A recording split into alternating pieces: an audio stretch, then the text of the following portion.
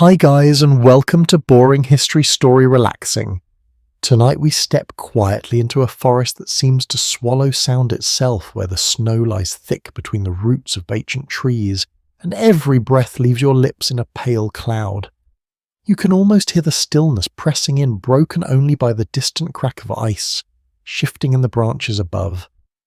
It looks peaceful at first glance, almost inviting, like something out of a winter postcard. But then the cold bites through your shoes, through your coat, straight into your bones, and you realize very quickly that you probably would not survive this. So before you get comfortable, take a moment to like the video and subscribe, but only if you genuinely enjoy what I do here. And if you feel like it, drop your location and local time in the comments. It is always fascinating to see where in the world people are listening from. Now dim the lights. You stand at the edge of the medieval forest, not as a traveller passing through, but as someone who cannot leave. That detail changes everything. You're not here for a hunt or a short journey between villages. You're here because the law has pushed you out, or because you have slipped through its fingers and found yourself with nowhere else to go. The forest becomes your shelter, your prison, and your only chance at survival. At first, the cold does not feel real. It creeps in slowly, almost politely. Your fingers tingle, your ears sting. Your breath sharpens in your chest. But as the minutes stretch on, the forest reveals its true nature. Snow crunches loudly beneath your steps, far louder than you would like, each sound echoing as if the trees themselves are listening. The wind threads its way through the branches, carrying a low whispering hum that never quite stops. A widely accepted historical understanding tells us that medieval European forests were not the empty wildernesses we sometimes imagine. They were carefully watched and often claimed by kings or nobles as hunting reserves. That means your presence here is not just inconvenient, it is illegal.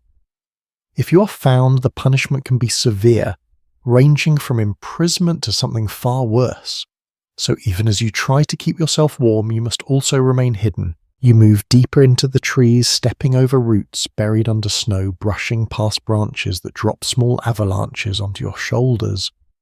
The scent of pine mixes with the faint damp smell of earth frozen just beneath the surface. Every now and then you pause, listening, not for comfort, but for danger. A snapping twig in the distance could mean a deer, or it could mean a patrol. There is a strange detail that often surprises people when they first study outlaw life in these forests. Some medieval records hint that certain groups of outlaws deliberately chose winter as a time to vanish. The logic sounds backwards at first. Why would anyone pick the harshest season to hide? Yet snow can erase tracks quickly.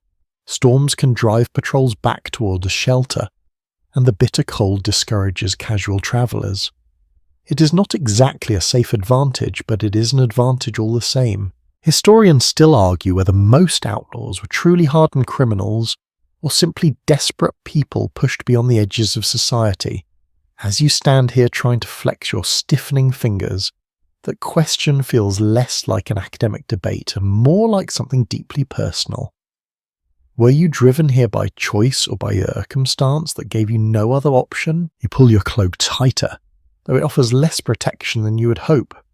Medieval clothing, especially for those outside the wealthy classes, was rarely designed for prolonged exposure to extreme cold. Layers help, of course, but only if you have enough of them, and even then dampness is your enemy. Once fabric becomes wet, it steals heat from your body with quiet efficiency. The forest floor slopes gently downward and you follow it, hoping it might lead to water or a more sheltered hollow. Your boots, if they can still be called that, are already beginning to stiffen from the cold. You try not to think about how long you can keep moving before your feet begin to numb. A small clearing opens ahead, no more than a break in the trees, where the wind has swept the snow into uneven drifts. The sky above is a pale, washed-out grey, giving no hint of warmth or direction. You step into the clearing and immediately feel more exposed. The wind hits you directly now, tugging at your clothing, slipping through every gap it can find. It's here that you begin to understand the first rule of surviving a winter like this. Stillness is dangerous. The moment you stop moving, the cold takes hold more quickly. Your body generates heat through motion, through effort, through the simple act of putting one foot in front of the other. But movement also creates noise, and noise can betray you. So you walk a careful line between survival and secrecy, each step measured, each breath controlled. Somewhere off to your left, a faint sound carries through the trees. It is soft, almost lost in the wind, but it is there. You freeze every muscle, tightening as you listen. The sound comes again, a low rustle followed by a brief sharp crack. An animal, perhaps, or something else. You crouch slightly, lowering your profile instinctively, trying to blend into the shapes around you. The trees stand tall and indifferent, their dark trunks contrasting against the snow. You press one hand against the bark of the nearest one. It is cold, solid, unyielding, a small anchor in a world that feels uncertain. There is another lesser-known anecdote passed down in some regional folklore suggesting that experienced outlaws could read the forest almost like a language. The way snow settled on branches, the patterns of broken twigs, even the direction of the wind could offer clues about what had passed through recently. Whether that skill was as refined as the stories claim is still debated, but in a place like this, any edge matters. You listen again. The sound fades, replaced once more by the steady whisper of wind. Slowly, carefully, you straighten and continue forward. Every sense feels heightened now. The cold sharpens your awareness, strips away distraction, leaves only the essentials. Time begins to stretch in a strange way. Without the usual markers of daily life, minutes and hours blur together.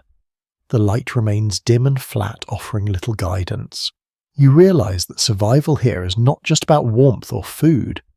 It is about endurance, about holding on moment by moment against a landscape that does not care whether you succeed or fail. Your breath comes a little faster now, not just from exertion, but from the quiet understanding settling in your mind. This forest is not simply a backdrop to your story, it is an active force shaping every decision you make. And as you take another step, then another, you begin to sense that this is only the beginning. The cold you feel now is just the outer edge of what winter can become. The forest does not change for you, but your understanding of it begins to shift as you move deeper into its frozen quiet. What first felt like an overwhelming wall of cold now becomes something you study, something you try to read and anticipate. Each step carries a purpose. Even if that purpose is simply to avoid freezing where you stand. You begin to think about how you ended up here, because no one simply wanders into outlaw life by accident. There's always a moment, sometimes small and quiet, sometimes sudden and violent, when the path back to ordinary life closes behind you. Perhaps it was a dispute that went too far, or a debt you could not repay. Perhaps it was something as simple as being in the wrong place when a lord's authority demanded a punishment.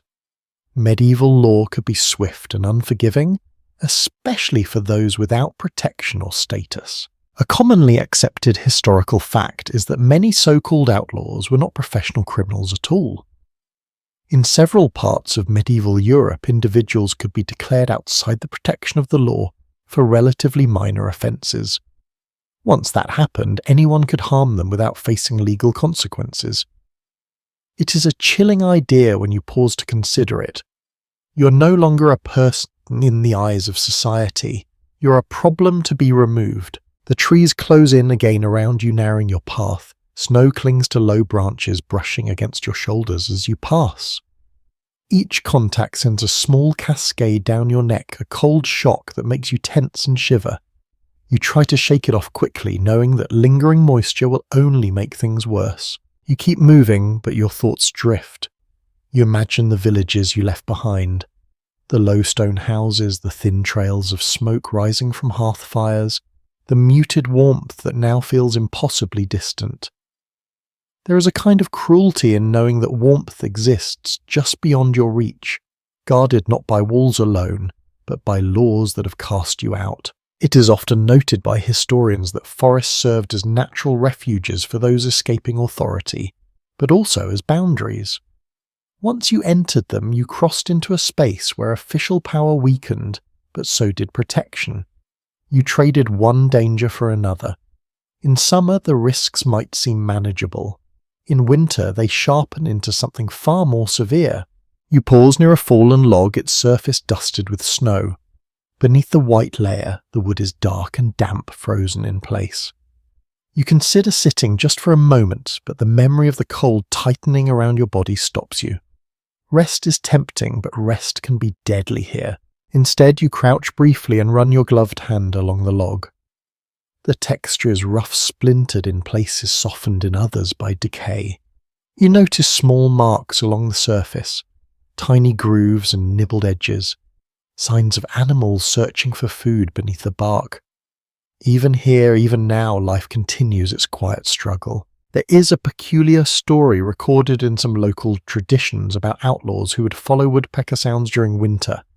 The idea was simple. Where the birds pecked insects might still be found, and where insects lived, the wood was less frozen and more likely to provide some form of shelter or fuel. It sounds almost too specific to be true, and scholars still debate how widespread such practices were, but the logic carries a certain weight when you are desperate enough. You stand again, flexing your fingers inside your gloves. The stiffness has not gone away, but you can still feel them. That is something. You remind yourself to keep checking. Numbness can creep in quietly without warning, and by the time you notice it, the damage may already be done. A faint path begins to reveal itself ahead, not a proper road, but a subtle depression where the snow lies thinner. You follow it instinctively. Perhaps animals have used it. Perhaps other outlaws have passed this way before you.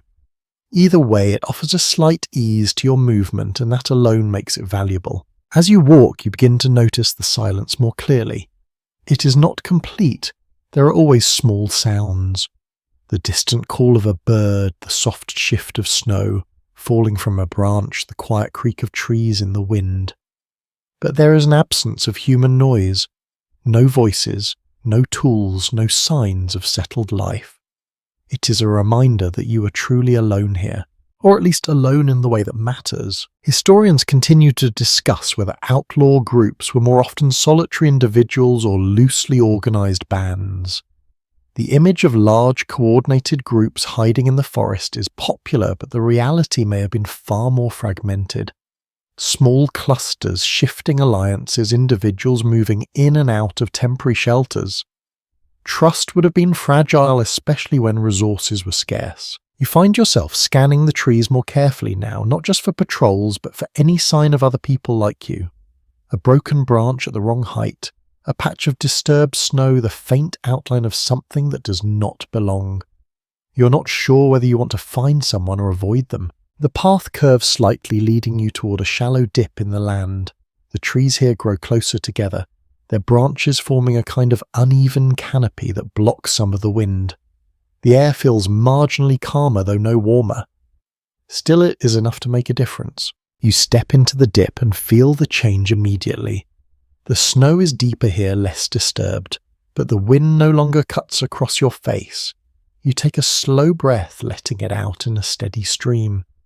For the first time since entering the forest, you feel something close to relief. It is small and it's temporary, but it matters. You begin to understand that survival here will not come from grand solutions. There will be no sudden rescue, no single discovery that solves all your problems. Instead, it will be built from moments like this. Finding a place where the wind eases, noticing a path that saves a little energy, making decisions that seem insignificant on their own, but add up over time. Another thought settles in as you stand there listening to the muted quiet of the dip. You are not just surviving the cold, you're adapting to it, slowly, cautiously learning its patterns and its limits. Somewhere far behind you, beyond the trees and the snow and the distance you've already covered, lies the world you knew. A world of rules and structures, of predictable dangers and familiar comforts. Here those things fade, replaced by something more immediate. The forest does not care who you were. It only cares how well you can endure what comes next. And as the light begins to dim just slightly, almost imperceptibly, you realize that the day is already slipping away. Night will come soon, and with it a deeper, more biting cold than anything you have yet felt. You take a breath, steady yourself, and prepare to keep moving because stopping now is not an option. Not anymore. The light fades so gradually that you almost miss it at first. One moment the forest is dim and grey, the next it feels heavier, as if the air itself has thickened. Shadows stretch longer between the trees, soft and indistinct, yet somehow more threatening. You glance upward, but the sky offers no clear answer. Just a pale blur behind a mesh of branches. You keep moving, though. Your pace slows without you realizing it. Fatigue creeps in quietly. Your legs feel heavier, your steps less certain. The cold, which once felt sharp and biting, now settles into a deeper, more persistent presence. It no longer shocks you. It clings. This is the moment many newcomers fail to anticipate. The first hours in the forest are about reaction. You move, you adjust, you respond to discomfort. But as time passes, the body begins to lose its edge. Heat slips away faster than you can replace it. Energy drains even if you are not doing anything dramatic. Simply existing in this cold costs you more than you expect. A well-established historical observation notes that exposure rather than starvation or violence was often the leading cause of death for those caught unprepared in winter conditions. It sounds almost anticlimactic. No dramatic battle, no sudden collapse. Just a gradual loss of warmth, a slow dimming of strength until the body can no longer keep itself alive. You feel a hint of that process beginning now. Your fingers, which you have been checking regularly, respond more slowly when you flex them. Your toes are harder to sense inside your boots. You stamp your feet lightly, trying to force some warmth back into them, but the effect is limited. The forest grows quieter as night approaches. Even the small sounds seem to withdraw. You wonder where the animals go, how they manage to endure this without the tools or clothing you rely on. Then again, perhaps they are better suited to it than you are. There is a faint slope ahead, rising gently between two clusters of trees. You follow it more out of instinct than planning. Higher ground might offer a better view, or at least a place where snow has not drifted as deeply. Each step uphill takes more effort, your legs protesting with a dull, steady ache. Halfway up, you pause again, not because you want to, but because your body demands it. You lean forward slightly, hands resting on your thighs, breathing a little harder than before. The air burns in your chest, cold and dry. You take a moment, just a moment, telling yourself it will not hurt. But even as you stand still, you feel the cold pressing in more aggressively. It is almost as if it has been waiting for this chance. You straighten quickly, forcing yourself to continue. The lesson is immediate and clear. Rest must be earned carefully, and even then it comes with a cost. There is a curious detail found in some lesser-known accounts of winter survival in medieval forests. Certain groups would deliberately create discomfort to keep themselves alert. They might avoid sitting completely, or keep small movements going even when exhausted. It sounds harsh, almost counterintuitive, but it reflects a deeper understanding. Comfort can be dangerous when it leads to stillness. You reach the top of the slope and look out across the trees. The view is not expansive, but it gives you a sense of the terrain. The forest stretches in every direction, a dense pattern of dark trunks and pale ground. No sign of roads, no hint of shelter, just an endless repetition that feels both vast and suffocating. Historians continue to debate how quickly inexperienced outlaws adapted to these conditions. Some suggest that many did not survive long enough to learn. Others argue that those who endured even a few weeks developed a kind of instinct, a sharpened awareness that guided their decisions. Standing here, you begin to understand how both could be true. The wind picks up, slightly brushing across the top of the slope. It carries with it a sharper edge, now a warning of what is coming. Night in a winter forest is not just darker, it is colder in a way that feels absolute. You scan the area again, this time with a more urgent purpose. You need some form of shelter, not a permanent solution, not even a comfortable one. Just something that breaks the wind, something that gives you a chance to conserve what little warmth you have left. Your eyes settle on a cluster of fallen branches near the base of a large tree. The trunk itself is thick, its bark ridged and dark, offering a solid barrier on one side. The branches lean at uneven angles, partially covered in snow, forming a rough natural structure. It is not much, but it is something. You move toward it, carefully testing the ground with each step. The snow here is deeper, softer, swallowing your feet almost to the ankle. It slows you down, but also muffles your movement. A small advantage, though, you hardly have the energy to appreciate it. When you reach the tree, you brush some of the snow away from the base with your hands. The ground beneath is hard and cold, but at least it is not shifting under your weight. You examine the branches more closely. Some are sturdy, others brittle. You pull one gently, testing its strength. It holds. This is where the reality of your situation settles in fully. There is no ready-made shelter waiting for you. No hidden cabin, no convenient cave. If you want protection from the night, you will have to create it yourself with whatever you can find. A fascinating anecdote from certain regional chronicles mentions that some outlaws learned to mimic the nesting habits of animals. They would pile branches, leaves, and debris into low structures, sometimes barely large enough to crawl into. These shelters were not meant to be comfortable. They were meant to trap a pocket of slightly warmer air to reduce exposure just enough to make a difference. Whether those methods were widely used is uncertain, and scholars still argue how effective they truly were in extreme cold. But standing here looking at the scattered branches and the looming darkness, you understand the appeal immediately. You begin to gather what you can. Each movement feels slower now, your fingers less responsive, your coordination slightly off. You have to focus on simple tasks: lift, carry, place, repeat. The branches scrape softly against each other. As you shift them, creating a faint dry sound, you pause, occasionally listening, making sure the noise does not carry too far. Even now, even with the cold pressing in, the need to remain hidden does not disappear. As you work, your breathing becomes more rhythmic. The effort generates a small amount of heat, enough to remind you that your body is still capable of fighting back. It is not much, but it is something you can build on. You lean a branch against the trunk, then another, forming a crude angle. It is uneven, imperfect, but it begins to take shape. Snow slips from the branches as you adjust them, falling in soft clumps around your feet. The light fades further, the grey shifting towards something darker, more uniform. Soon it will be difficult to see at all. You hurry as much as your tired body allows, knowing that whatever you create now will have to be enough for the night ahead. Because the forest is about to show you just how cold it can become. The last traces of daylight slip away as your hands keep working slower now, but more deliberate. The branches you leaned against the tree begin to form a rough slanted wall, not elegant, not stable in any comforting sense, but enough to break the wind from one side. You crouch, adjusting angles, pressing heavier pieces down to hold lighter ones in place. Every small correction feels important. Your fingers protest with each movement. The gloves, thin and worn, offer only partial protection.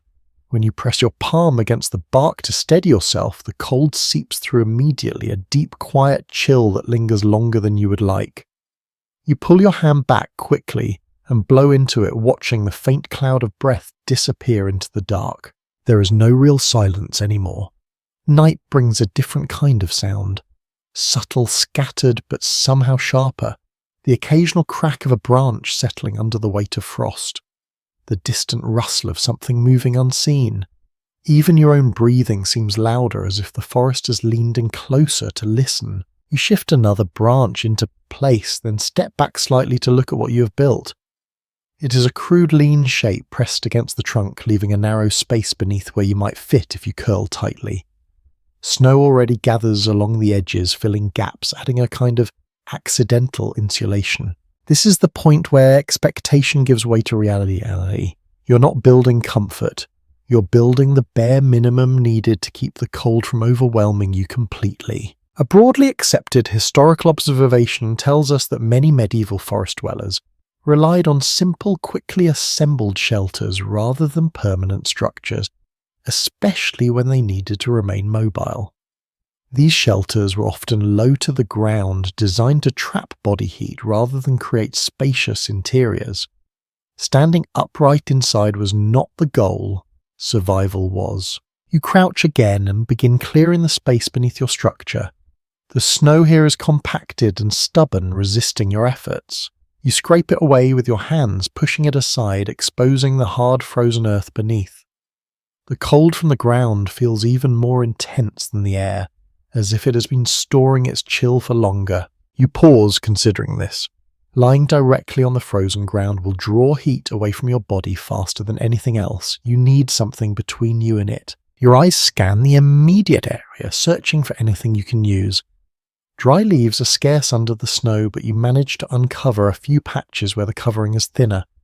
You gather what you can along with smaller twigs and bits of bark, piling them into a rough layer inside the shelter space. It is not thick, not even close to ideal, but it is better than nothing. There is an odd lesser-known account from a northern region that suggests some outlaws would deliberately choose slightly damp materials for ground layers, believing that once compressed, they would freeze into a more solid insulating barrier.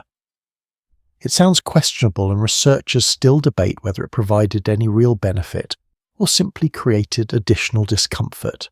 Still, in moments like this, even uncertain ideas can feel worth considering. You crawl partway into the shelter to test it. The space is tight, forcing you to tuck your knees close to your chest. The branches above you creak faintly as you shift your weight, but they hold. The tree trunk at your back feels solid, a reliable barrier against the wind from that direction. The difference is subtle at first. The wind no longer strikes you directly. The air inside the small space feels slightly more still, less aggressive. It is not warm, but it is less hostile. You sit there for a moment, adjusting your position, trying to find the least uncomfortable way to fit. Your knees press against your chest, your arms wrap around them, your head bows slightly forward.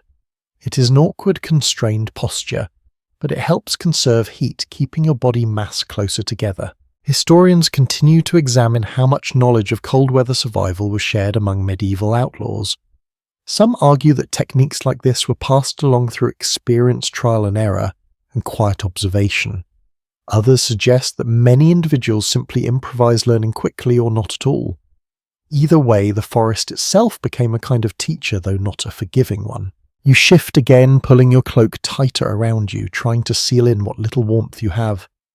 The fabric brushes against your face, carrying a faint scent of smoke from some distant past fire, mixed with the damp, earthy smell of the forest. It is oddly grounding. For a brief moment, you allow yourself to imagine what it would be like to lie flat, to stretch out fully, to rest without tension. The thought is almost painful in its simplicity, but you push it aside. That kind of comfort belongs to another life. Your breath steadies as you settle into the confined space. Inhale slow and measured. Exhale, watching the faint vapor linger before fading. You try to focus on that rhythm, using it to calm the growing awareness of the cold. Because the cold is still there, it has not retreated, it has simply changed its approach. Instead of sharp bites, it becomes a slow seep, working its way through layers, through small gaps, through every place where your defenses are weakest.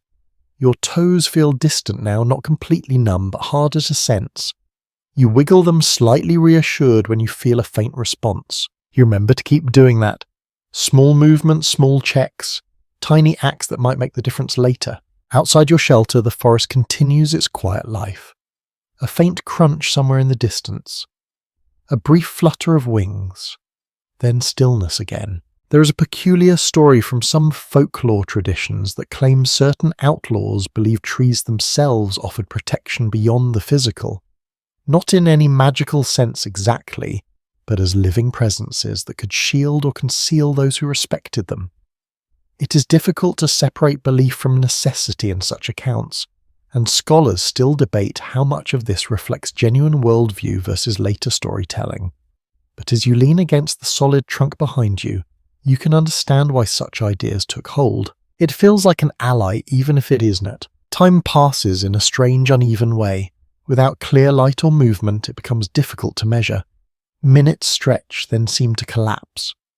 Your mind drifts, then snaps back to awareness whenever a new sound breaks the pattern. Fatigue presses in more insistently now. Your body wants to rest, to slip into stillness, to let go of the constant effort. But there is a quiet tension beneath that desire, a warning you cannot ignore. You shift slightly, adjusting your position again, keeping your muscles engaged just enough to maintain circulation.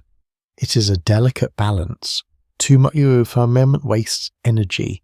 Too little invites the cold to take hold. You listen to your breathing, to the faint sounds of the forest, to the subtle creak of your makeshift shelter as it settles around you. Each detail becomes part of a larger awareness, a network of small signals that tell you whether you're holding on or slipping closer to danger.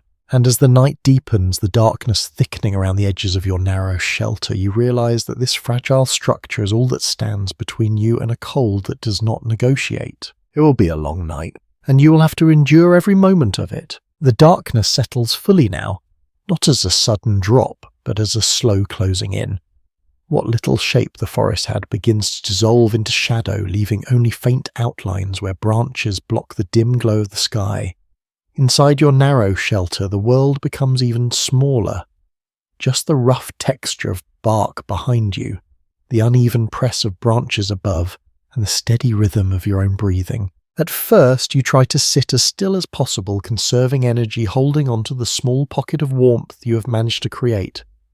But the cold has a way of finding you slipping through even the tightest spaces, creeping along the ground, pressing in through fabric and skin. It becomes clear that shelter alone is not enough. Your thoughts turn to fire. The idea is immediate, almost instinctive. Fire means warmth like protection. It means pushing back against the cold in a way nothing else can. But as quickly as the thought appears, so does the hesitation. Fire is not just a comfort. It is a signal. A widely accepted historical reality is that in medieval forests, especially those under the control of nobles, smoke could draw attention from miles away on a clear winter night. Even a small fire, if poorly managed, could betray your position to patrols or hunters. For someone in your position, warmth and safety are often in direct conflict. You shift slightly, peering out from the edge of your shelter. The darkness beyond is thick, but not complete. Snow reflects what little light exists, giving the forest a faint, ghostly glow. It would not take much for a flicker of flame to stand out against that. Still, the cold presses in more insistent now.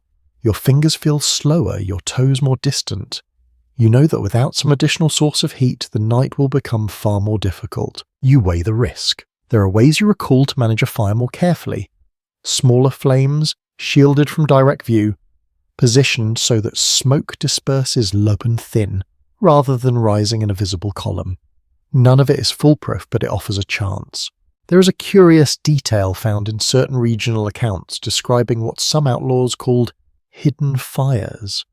These were small, carefully controlled burns, often set in shallow pits or surrounded by stones and earth to reduce visibility. Whether this method was common or only used in specific areas remains uncertain, and historians still debate how effective it truly was in avoiding detection. But the principle is clear: fire can be concealed at least to some extent. You hesitate only a moment longer before making your decision. Slowly, carefully, you shift out of your shelter. The cold hits you immediately sharper now after the brief protection you had inside. You resist the urge to rush. Speed leads to noise, and noise leads to risk. You begin to search the ground nearby, feeling through the snow for anything that might burn. Dry materials is difficult to find in winter, but not impossible. Beneath fallen logs, under thicker branches, in places where the snow has not settled as deeply, you find small pieces. Twigs, bits of bark, fragments of older wood that have resisted the damp. You banther them quietly, building a small pile close to your shelter but not directly inside it. Too close and you risk setting your fragile structure alight. Too far and you lose the benefit of its protection. Each piece you collect feels like a small victory. You work slowly, pausing often to listen. The forest remains quiet, offering no immediate sign of danger. Still, you cannot shake the feeling that any change, any unnatural light might draw attention from unseen eyes. Once you have enough material, you clear a small patch of ground, brushing away the snow until you reach the frozen earth beneath. You scrape a shallow depression just enough to hold the fire in place and shield it slightly from the wind. Your hands move with careful precision now. This is not something you can afford to get wrong. A lesser-known anecdote suggests that some medieval outlaws carried small smouldering embers wrapped in cloth or contained within simple containers, allowing them to start fires more quickly when needed. It is a clever idea, though not always practical, and scholars continue to question how widespread such practices were. In your case, you have no such advantage. You rely instead on patience. You arrange the smallest pieces first, forming a loose structure that allows air to flow between them. Larger pieces rest nearby, ready to be added once the flame takes hold. Every movement is deliberate, each placement considered. For a moment you pause, hands hovering over the small pile, aware of the weight of what you're about to do. Then slowly you begin. The first attempt is hesitant. A spark, a faint glow, then nothing. You just try again, focusing on the smallest, driest fragments. The cold makes your fingers clumsy, but you force them to cooperate. Finally a flicker. It is small, almost fragile, but it is there. A thin tongue of flame catching on the edge of a twig, feeding slowly, cautiously. You lean closer, shielding it with your body, careful not to smother it. The flame grows just a little, spreading to the next piece, then the next. You add another twig, then another, building. It gradually resisting the urge to rush. Warmth follows, subtle at first, then more noticeable. It reaches your hands, your face a gentle contrast to the biting air around you.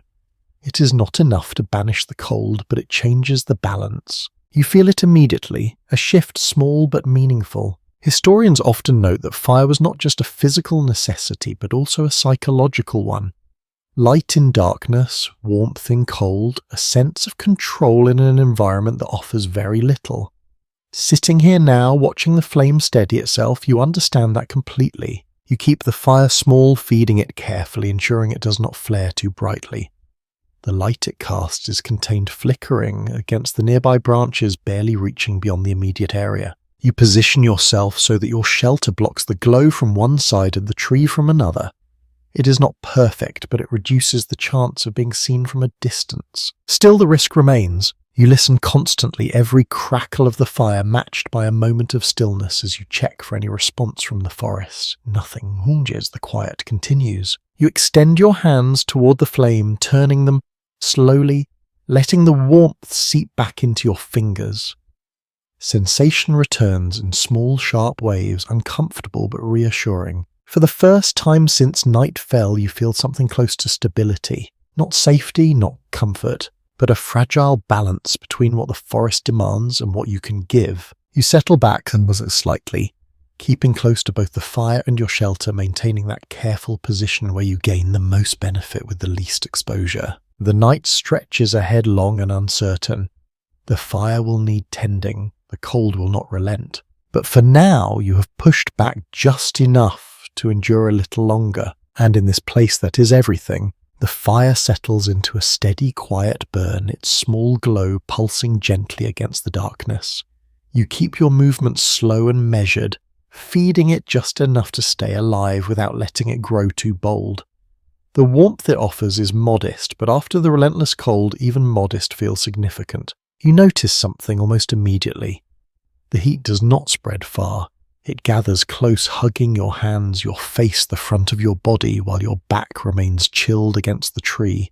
It reminds you that warmth, like everything else here, is uneven and temporary. Your stomach tightens, a dull, persistent ache that has been easy to ignore until now. Hunger moves differently than cold. It does not bite sharply or press constantly. It waits, then returns with quiet insistence, reminding you that your strength depends on more than shelter and fire. You try to remember the last time you ate something substantial. The memory feels distant, blurred by the cold and the effort of the day. Perhaps it was a crust of bread or a handful of something dried and barely filling. Whatever it was, it is gone now, replaced by the hollow feeling growing inside you. A well-accepted historical understanding tells us that winter was the most difficult season for food acquisition, even for settled communities. For those living beyond the reach of villages, the challenge became far more severe. Crops were gone, animals were harder to find, and what remained required effort and knowledge to obtain. You glance out into the darkness as if expecting to see something waiting for you. Of course, there is nothing obvious. The forest does not offer food freely, especially not now. Still, survival demands that you try. You shift your position slightly, keeping one eye on the fire as you reach for a small piece of bark lying nearby. You turn it over in your hands, examining it in the flickering light. There are faint marks along its underside, tiny tunnels carved by insects that once lived there.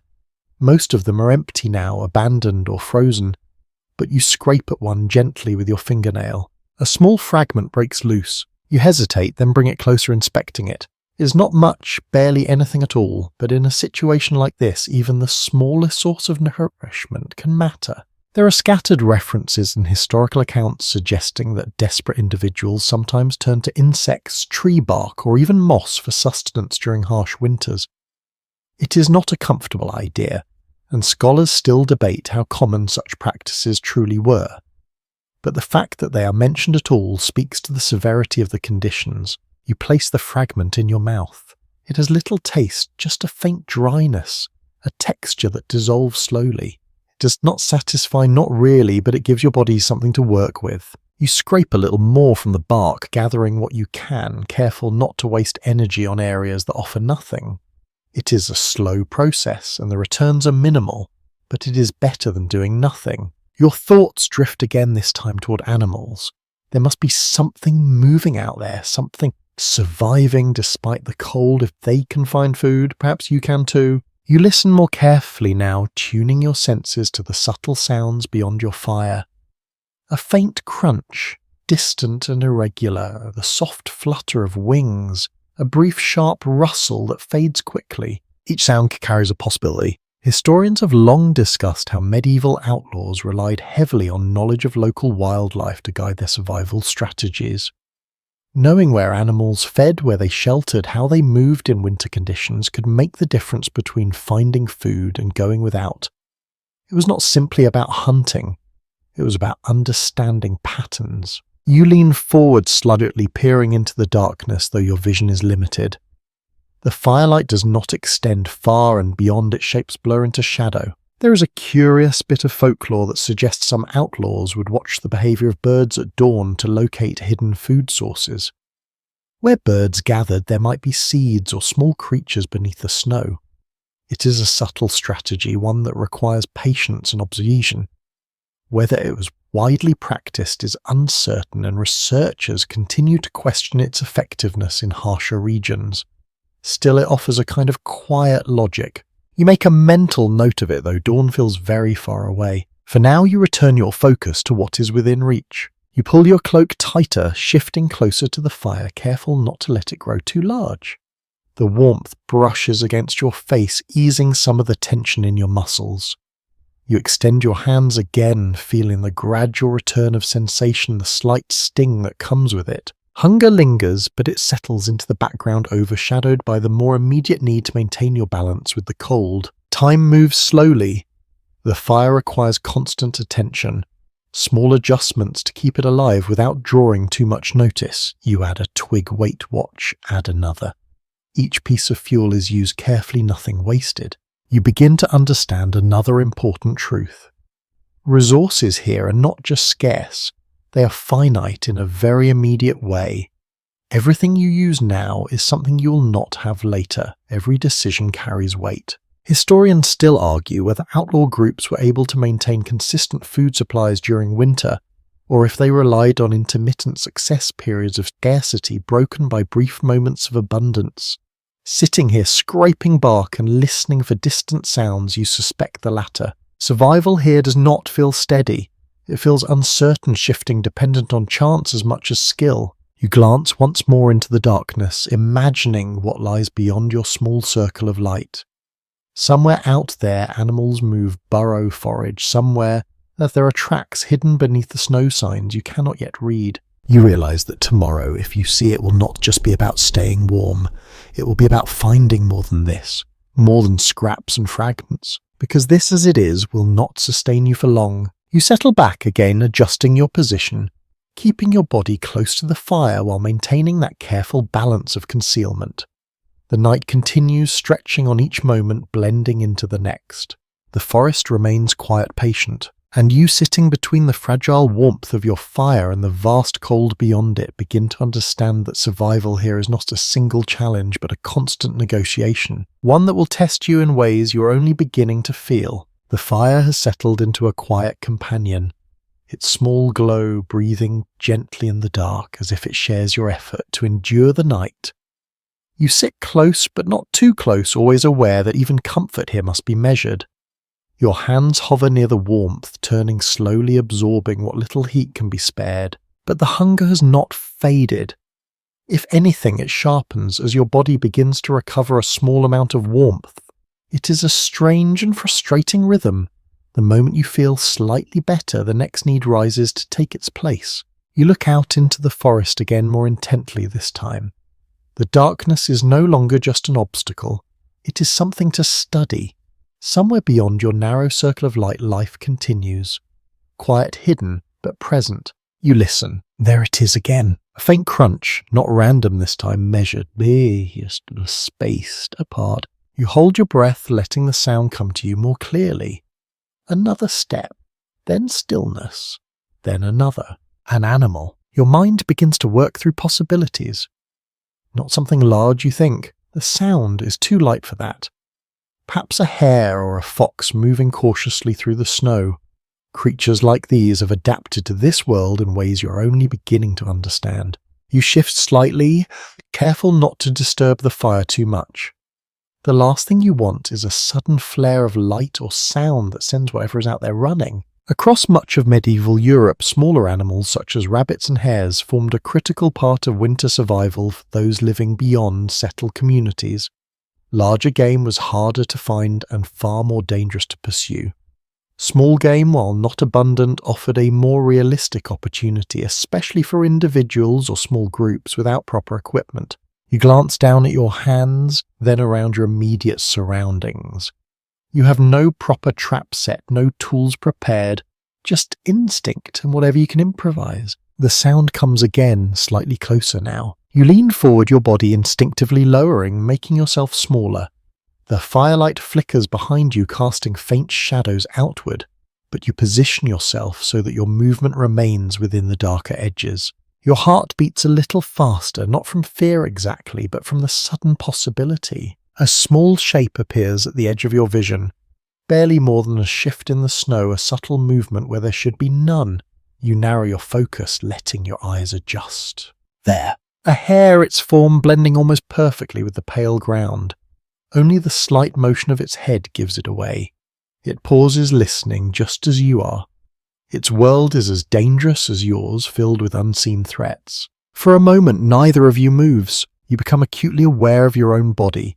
The tension in your muscles, the slight tremor in your hands, the sound of your breath. You slow everything down. This is not a moment for haste. There exists an unusual reference in certain regional tales describing how some outlaws learn to mimic stillness itself when hunting. Not stalking in the usual sense, but becoming part of the environment, waiting for animals to move within reach, rather than chasing them. Whether this was a widespread technique or simply a story that grew over time is uncertain, but the principle feels very real right now. You wait. The hare takes a small step forward, then another. It lowers its head briefly, perhaps searching for something beneath the snow. Its ears twitch, constantly alert. You shift your weight slightly, inching forward slow enough that the movement barely registers. Another step. Down. The distance between you closes, but only just. Your fingers brush against a small branch on the ground. You pick it up, carefully testing its weight. It is not much, but it is something. A tool, however crude. Your mind races quietly. Timing, distance, angle. The hare pauses again. You move. It is quick, almost instinctive. A short, controlled motion, not a wild lunge, but a precise attempt to close the gap. The hare reacts instantly, faster than you expected. A blur of motion, a sudden leap, then another. In seconds it is gone, disappearing into the darkness beyond the firelight. You freeze your arm, still extended, the branch useless in your hand. The silence returns. For a moment, frustration rises. The effort, the focus, the brief surge of hope, all gone in an instant. But just as quickly, another realization follows. You were close. Closer than you might have expected, given how new you are to this. Researchers continue to examine how quickly individuals could adapt to hunting under such conditions, especially without proper tools. Some evidence suggests that necessity forced rapid learning, while other accounts imply that many attempts ended in failure before any success was achieved.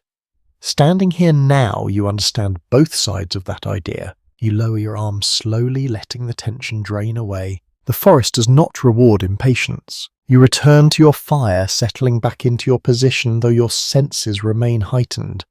The encounter has changed something. You're no longer just enduring the night. You're beginning to interact with it. There is a subtle shift in your thinking.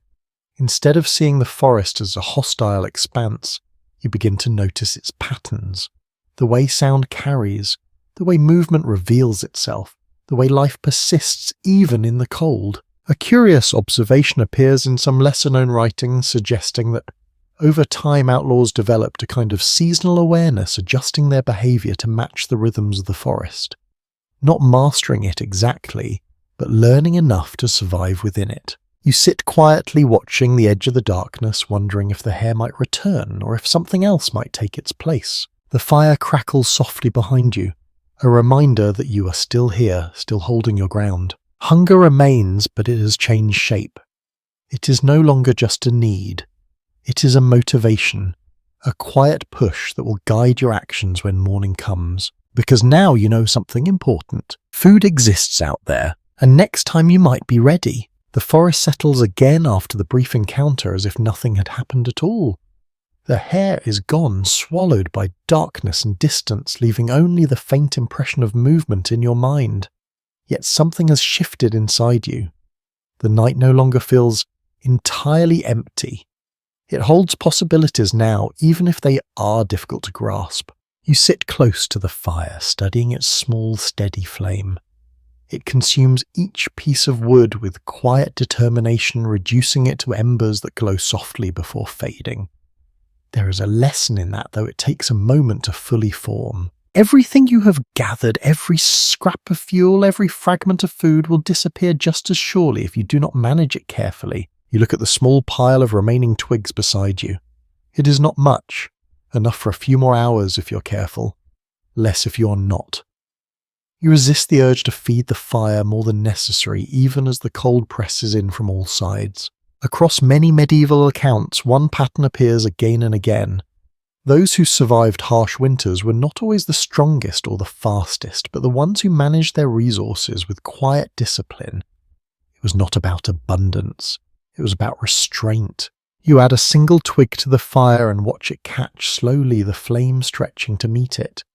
The warmth increases just slightly enough to remind you how tempting it would be to add more.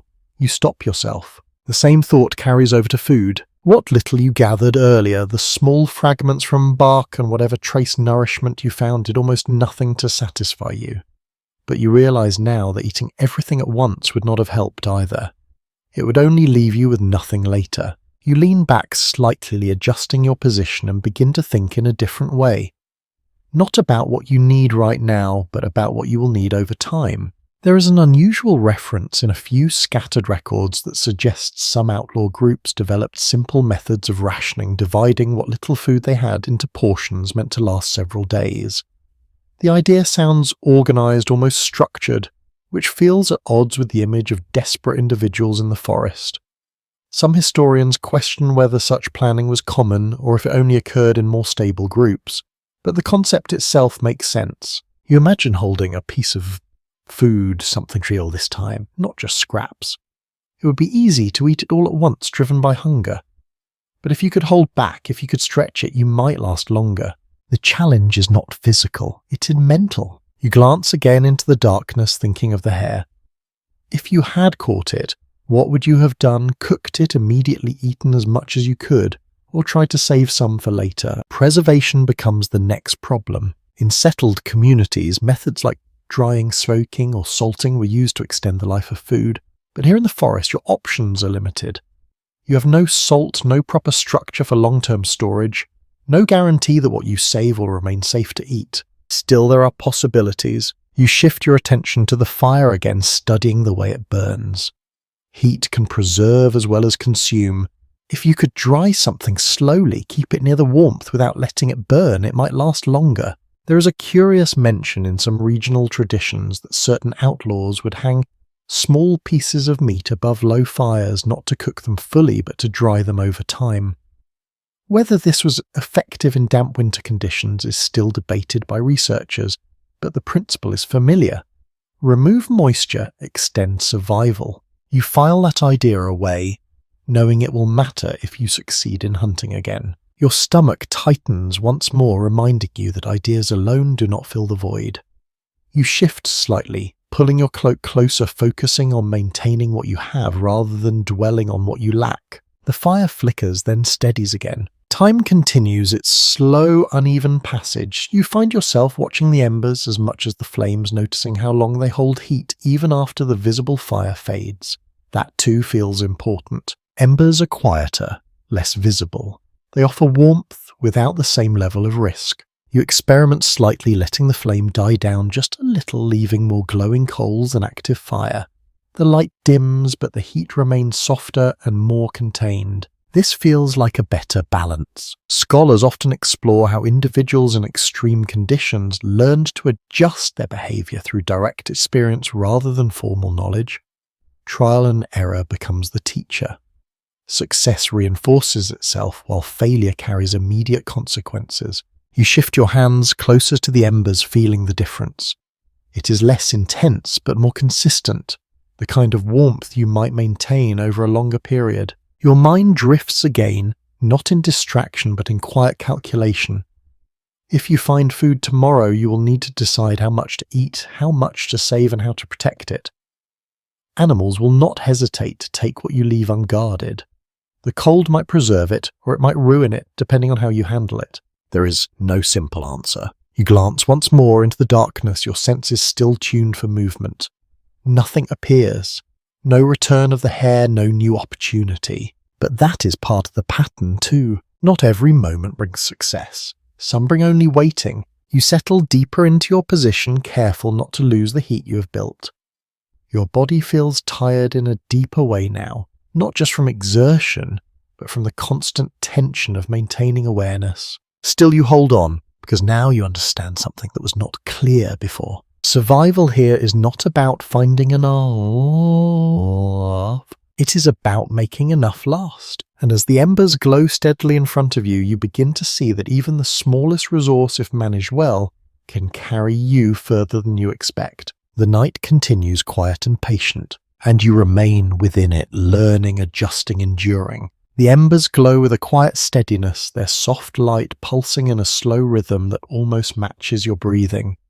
You sit close, careful not to disturb the fragile balance you have created. Too much movement, too much fuel, and the fire grows risky. Too little and it fades into useless ash. Your hands hover near the warmth again, though the sensation is different now. The sharp sting has eased, replaced by a dull, lingering ache as feeling returns. It is uncomfortable, but it reassures you that your body is still responding. Your attention shifts to your clothing. Up until now, it has simply been something you wear, something you pull tighter when the cold presses in. But as the night deepens, you begin to notice its limits more clearly. The fabric is thin in places, worn from use. Seams feel loose. There are gaps where the wind slips through without resistance. You tug at your sleeve, feeling the rough texture beneath your fingers. It offers some protection, but not enough for long exposure like this. The cold finds its way through inch by inch. Across medieval Europe, clothing varied greatly depending on status and occupation. But for those living outside, settled society garments were often patched, repurposed, or taken from whatever sources were available.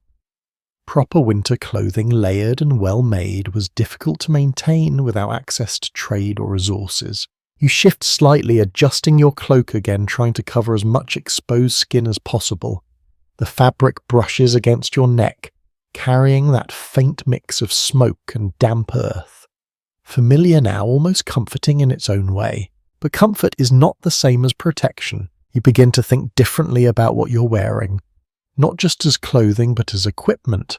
Something that can be modified, improved, or at least used more effectively. You pull one edge of your cloak closer, wrapping it tighter around your shoulders, then tucking it beneath your legs as you sit. The difference is small but noticeable. Fewer gaps for the cold to slip through. less exposure overall. It is not enough on its own, but it is a start. There is an interesting observation found in several historical records that suggests many outlaws relied heavily on scavenged or stolen clothing to survive winter conditions. Items taken during raids or found abandoned could be more valuable than food in certain moments, especially if they provided better insulation. Warmth, after all, is what allows you to continue searching for everything else. You glance down at your boots, if they can still be called that. The material is stiff, the seam strained. Snow has worked its way into small cracks, melting slightly from your body heat before freezing again. You flex your toes, relieved to feel a faint response, though it is weaker than before. You realize that your feet may be your greatest vulnerability. Without proper protection, the cold can settle there first, slowly spreading upward. Movement helps, but only to a point. Once the chill takes hold deeply enough, it becomes harder to reverse. You shift your position again, pulling your feet closer to the embers, careful not to place them too near. The warmth reaches them slowly, unevenly, but it helps. A curious anecdote appears in some lesser-known accounts, describing how individuals in harsh conditions would stuff extra material into their footwear to improve insulation. Bits of cloth-dried grass, even moss, were used to create additional layers between the foot and the cold ground. Whether this method was consistently effective remains uncertain, and some scholars question how practical it was in wet or frozen environments. Still, the idea lingers. You glance around your immediate area, considering what might be available. There is little here beyond stow branches and the scattered debris you've already gathered. Not much to work with. But the thought stays with you. You return your attention to your upper body, adjusting the way your cloak sits, experimenting with different positions, wrapping tighter, folding edges inward, creating small pockets of trapped air.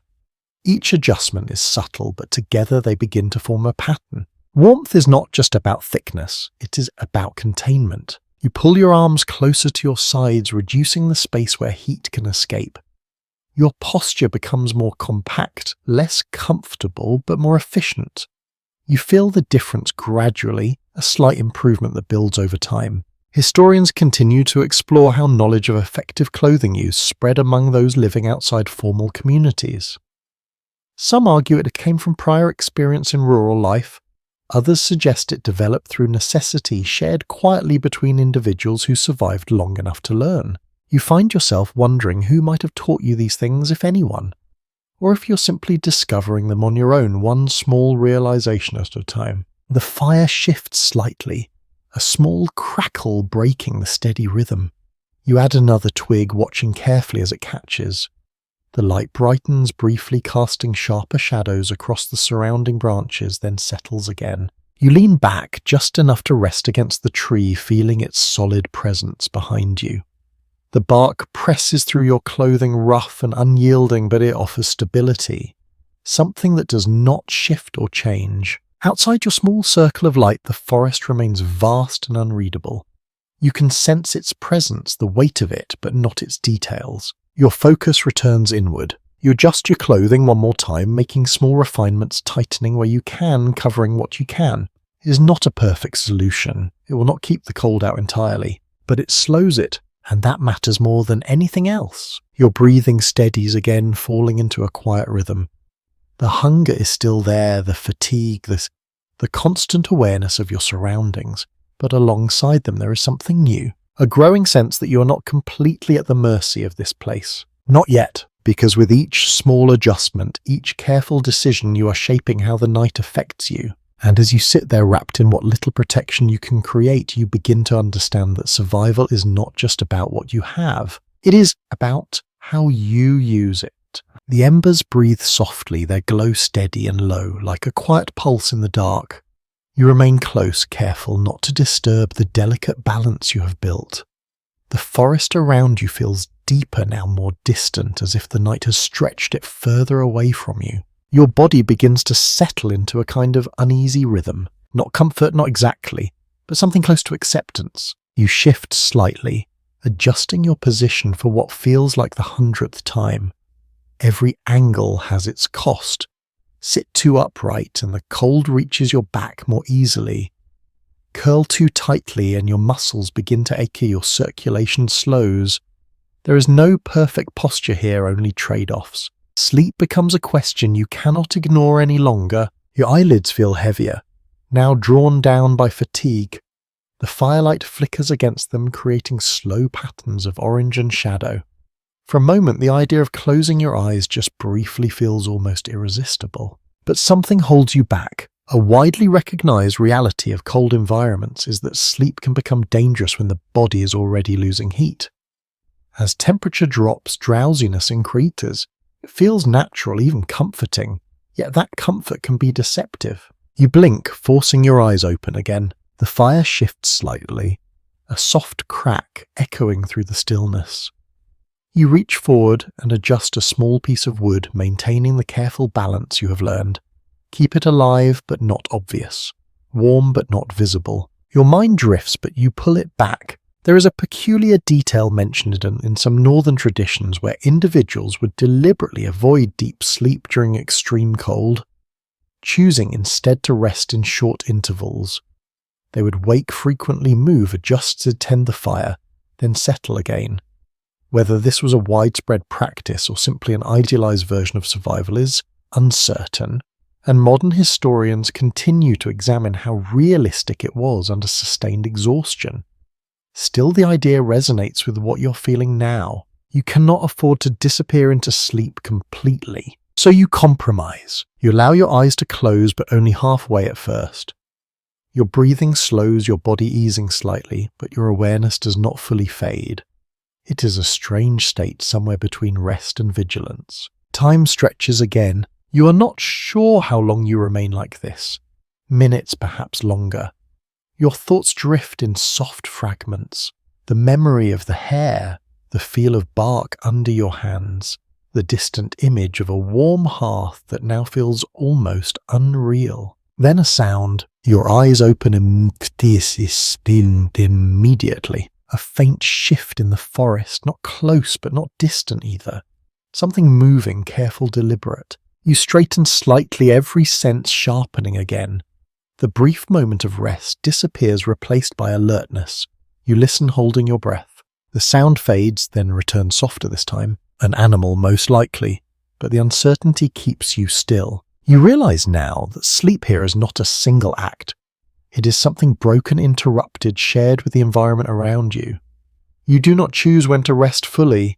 The forest decides how much it will allow. You adjust your position again, pulling your cloak tighter, ensuring that as much of your body as possible remains covered.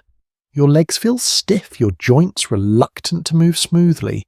You flex them slightly, keeping the circulation going. Your feet remain a concern. The warmth from the embers reaches them only faintly.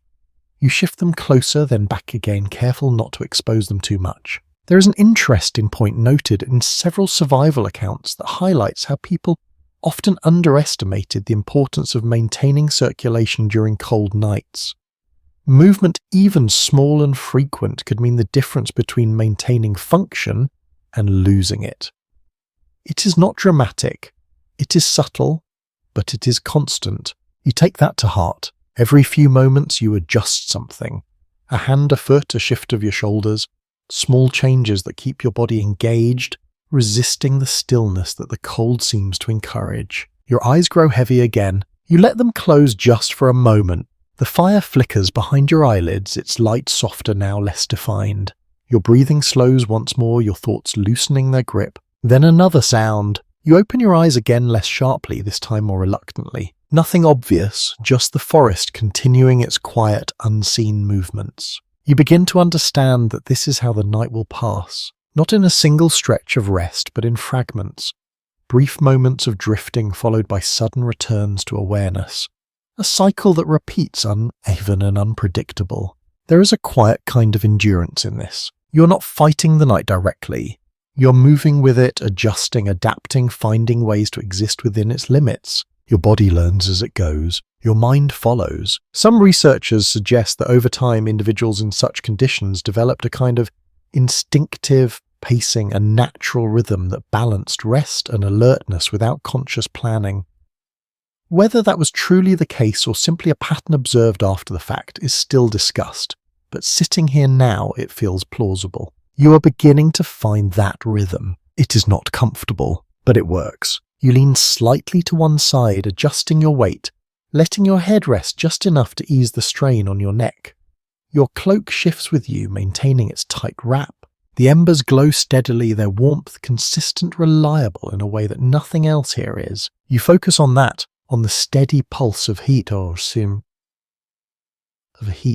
the quiet rise and fall of your breath, on the simple act of staying present. The night continues long and unbroken, but you are no longer resisting it in the same way. You are enduring it, and for now that is enough. At some point, without any clear signal, the darkness seems to thin just a little.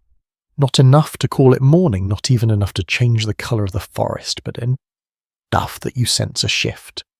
The night is no longer deepening, it is holding, perhaps even beginning to ease. You open your eyes, more fully blinking against the dim light that reflects faintly off the snow. The embers in front of you still glow, though weaker now. You lean forward and add a small piece of wood, watching carefully as it catches. The flame returns modest but steady. Your throat feels dry. It is a different kind of discomfort than hunger or cold, subtle at first, then growing more noticeable as you swallow. You realize that while you have been focused on warmth and food, you have not addressed something just as important. Water. You glance around your small shelter, then out into the forest. Everything you see is frozen. Snow ice branches coated in frost. It might seem like water is everywhere, but it is not immediately usable. In many historical accounts of winter survival, a simple but critical point is emphasized. Eating snow directly can lower your body temperature, especially if you consume large amounts quickly. It feels like a solution, but it carries its own risks. You scoop a small amount of snow into your hand, studying it. It looks clean enough, but you hesitate. Your body is already struggling to maintain heat. Introducing more cold might push it further in the wrong direction. You bring your hand closer to the fire instead, holding the snow near the warmth. It begins to melt, slowly shrinking, turning into a small pool of water in your palm. You wait patient, watching the transformation. There is a small note found in several survival discussions that highlights this exact method. Melting snow before drinking it reduces the strain on the body and provides a safer way to stay hydrated. It is a simple adjustment, but one that makes a meaningful difference. You tilt your hand slightly and sip the water carefully. It is cold, but not painfully so. It eases the dryness in your throat just a little. You repeat the process, gathering more snow, melting it, slowly drinking in small amounts. It is time-consuming, but you begin to see it as part of the rhythm of survival. Nothing here is quick or easy. As you work, you notice how little water each handful of snow actually produces. The volume shrinks significantly once it melts. It reminds you that even something that seems abundant can be limited in practice. You continue for a few minutes, taking small sips, letting your body adjust. The dryness fades slightly, replaced by a more balanced feeling. Not full, not satisfied, but stable. You sit back again, holding your hands near the fire to regain warmth. The process of melting snow has cooled them more than you would like, but the effect is manageable. There is an unusual mention in some older writings, suggesting that people sometimes stored snow inside their clothing to melt it gradually using body heat.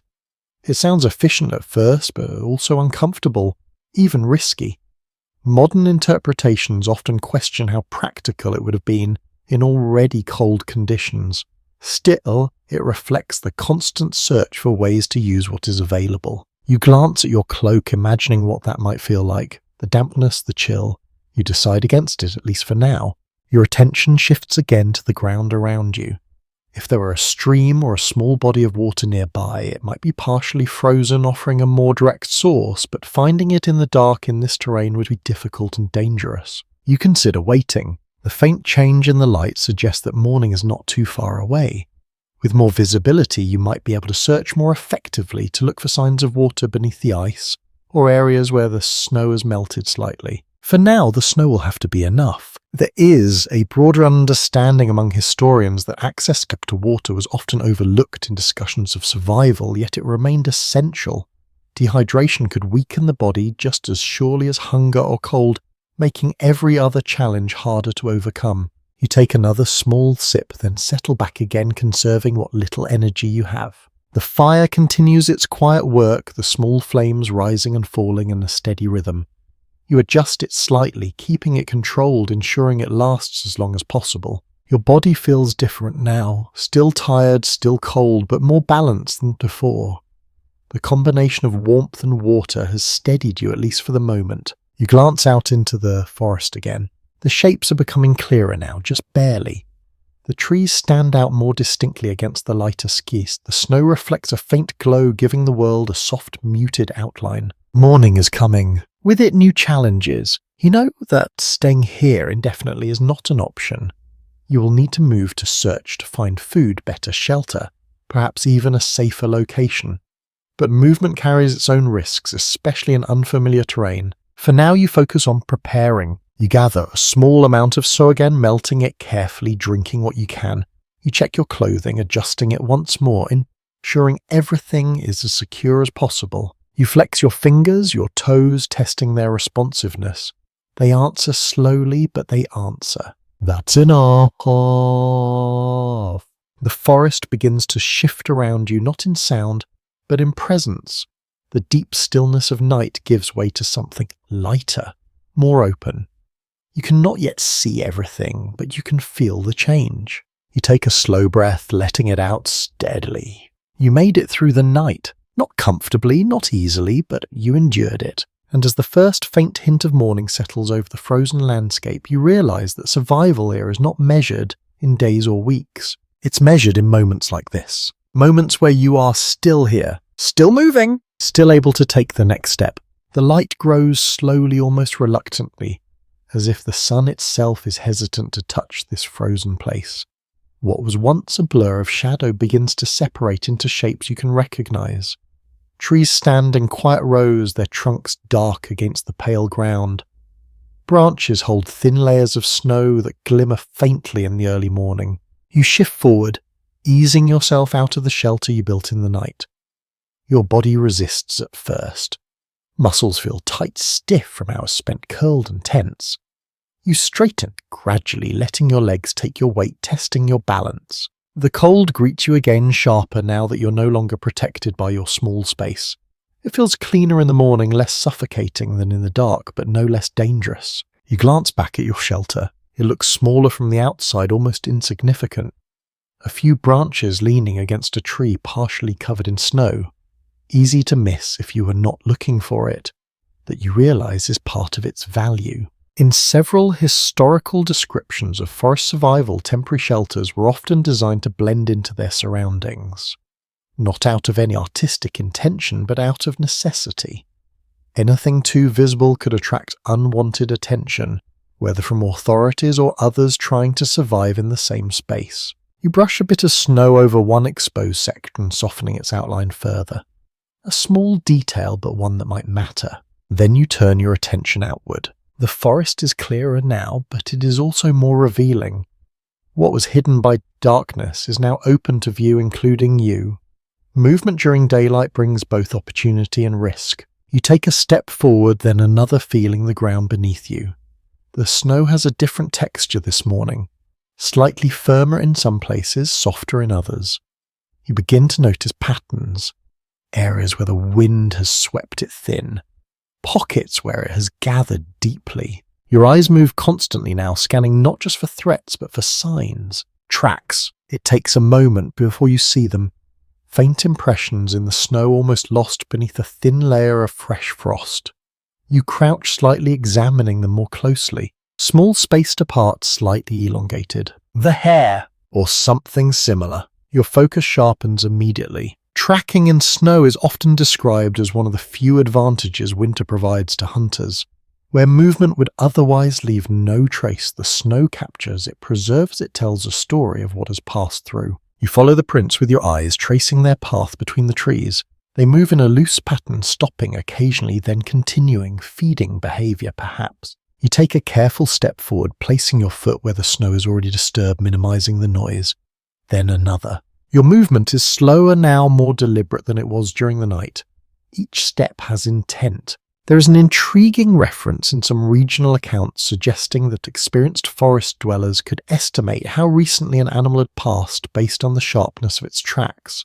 Fresh prints held their edges, while older ones softened under frost or wind.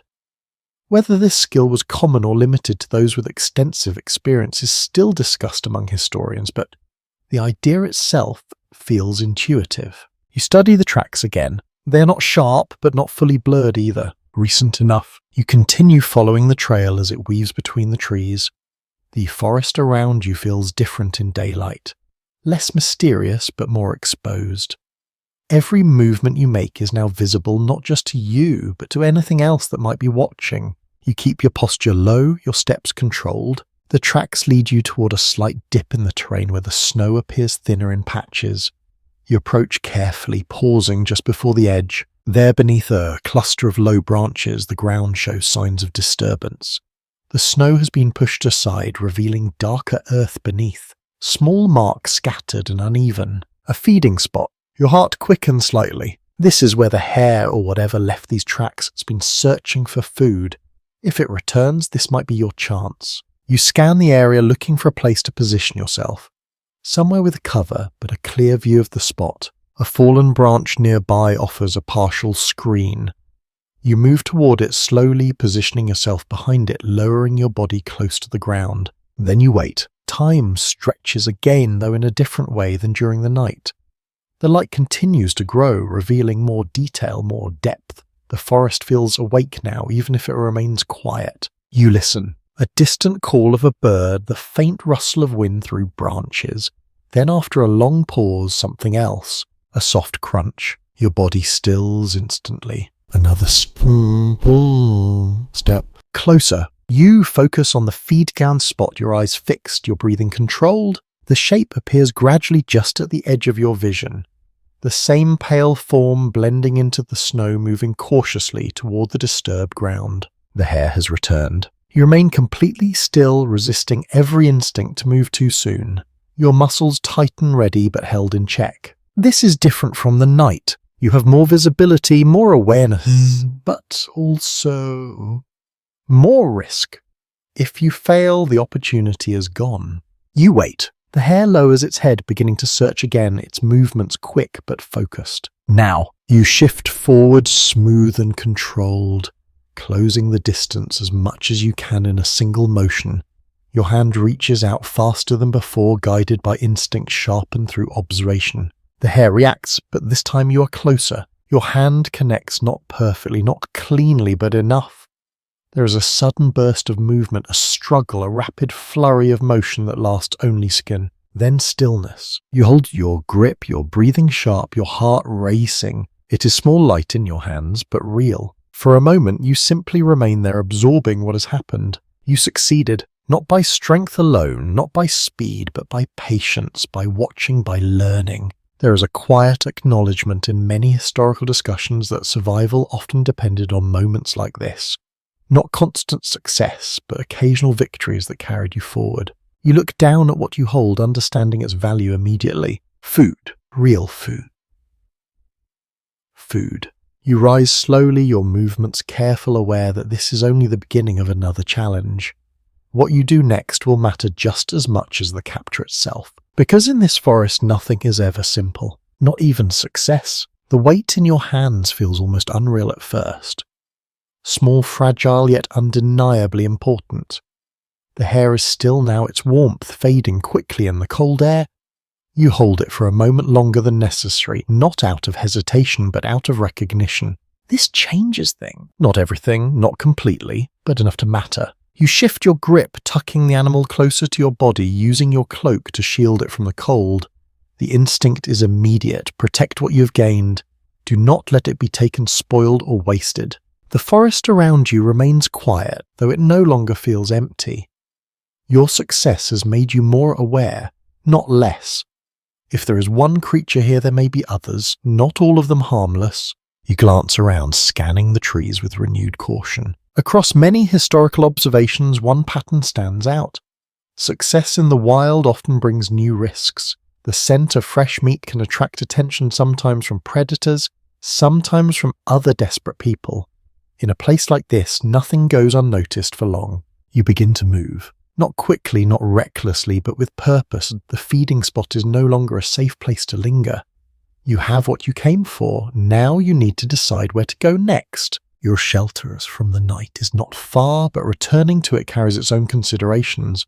It is a known location now, a place that might hold some familiarity, but also one that could be easier to track if someone followed your path. You hesitate, briefly weighing the options. There is an intriguing note found in certain regional writings suggesting that some outlaws avoided returning directly to previous camps after a successful hunt, choosing instead to move to a secondary location. The idea was to reduce the chance of being followed or discovered. Whether this was a consistent practice or simply an occasional precaution is still a matter of interpretation, but the reasoning is clear. You decide to move a short distance away, not too far, but enough to create a separation. The terrain slopes gently downward again, leading into a denser cluster of trees. The snow here is less disturbed, the ground more uneven.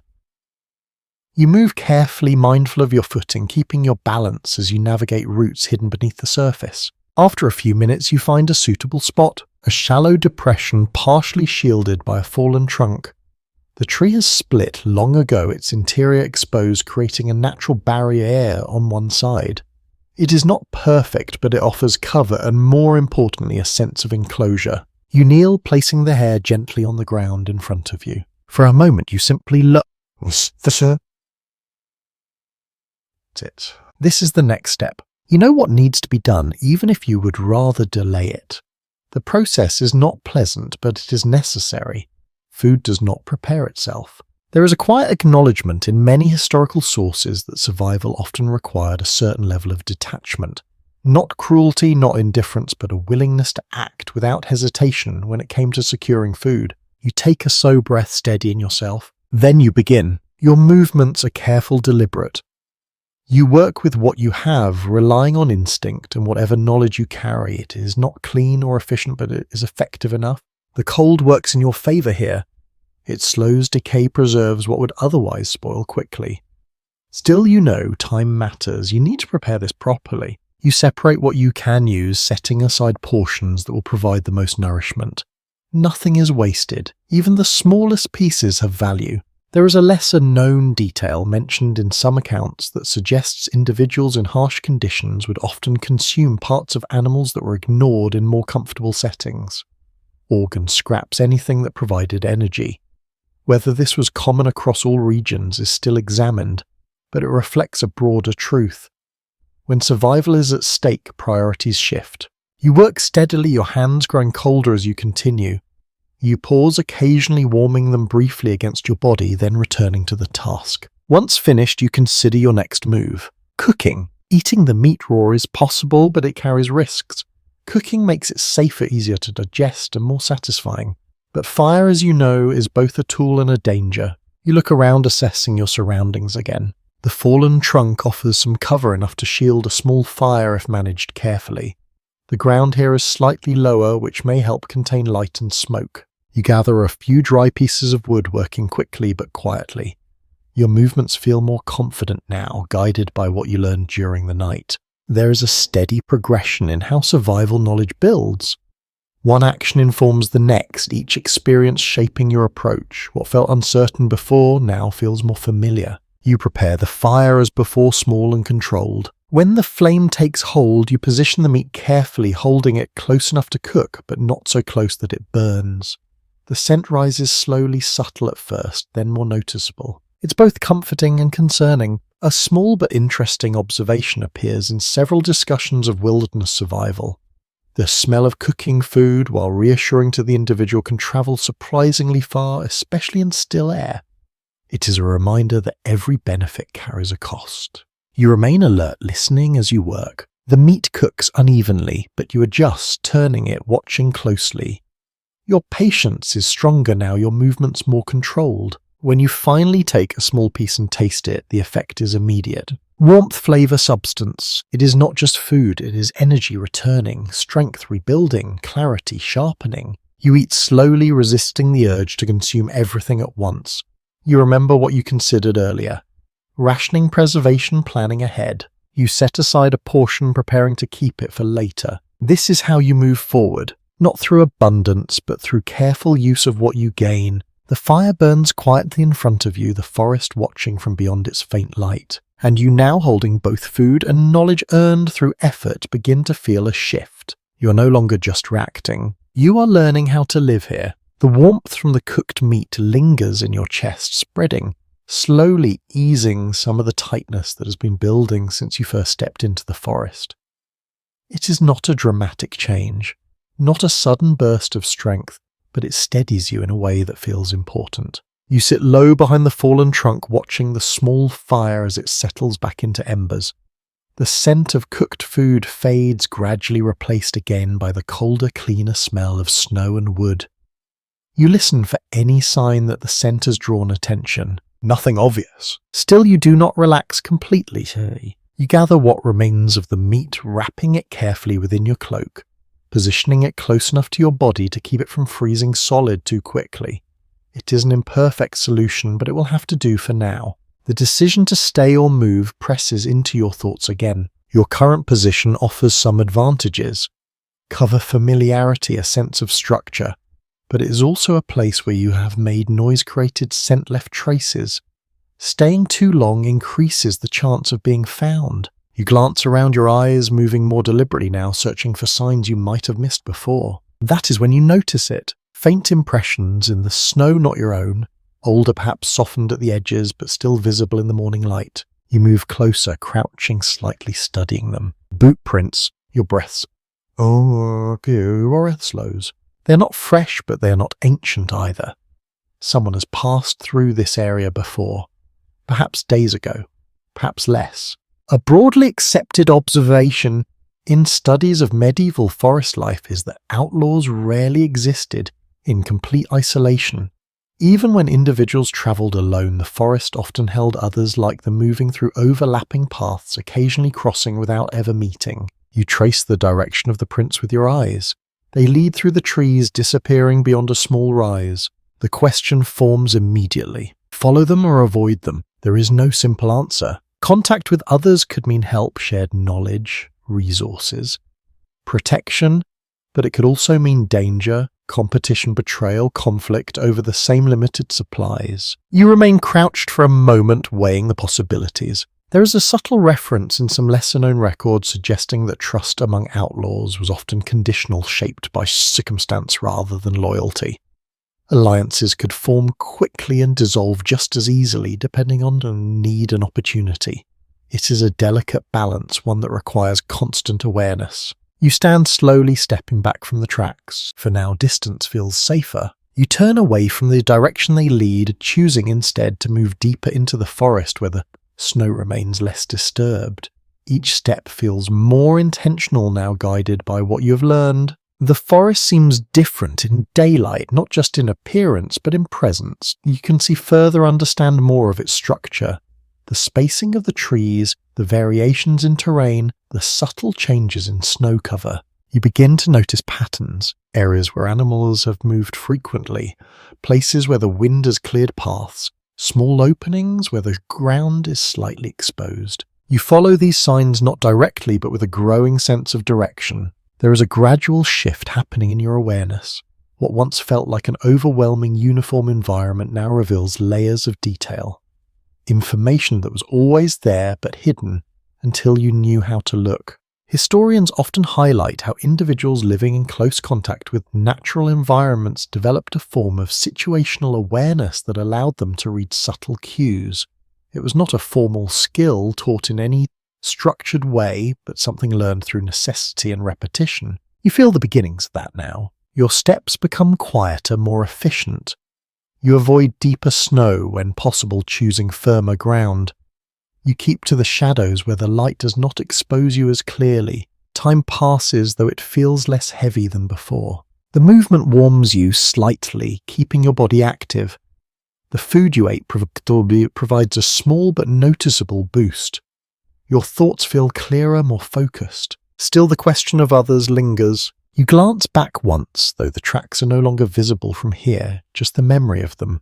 a reminder that you are not alone in this forest, even if you do not see anyone directly. There is a curious detail mentioned in certain regional traditions where some outlaw groups develop signals, subtle markers left in the environment to communicate presence or intent.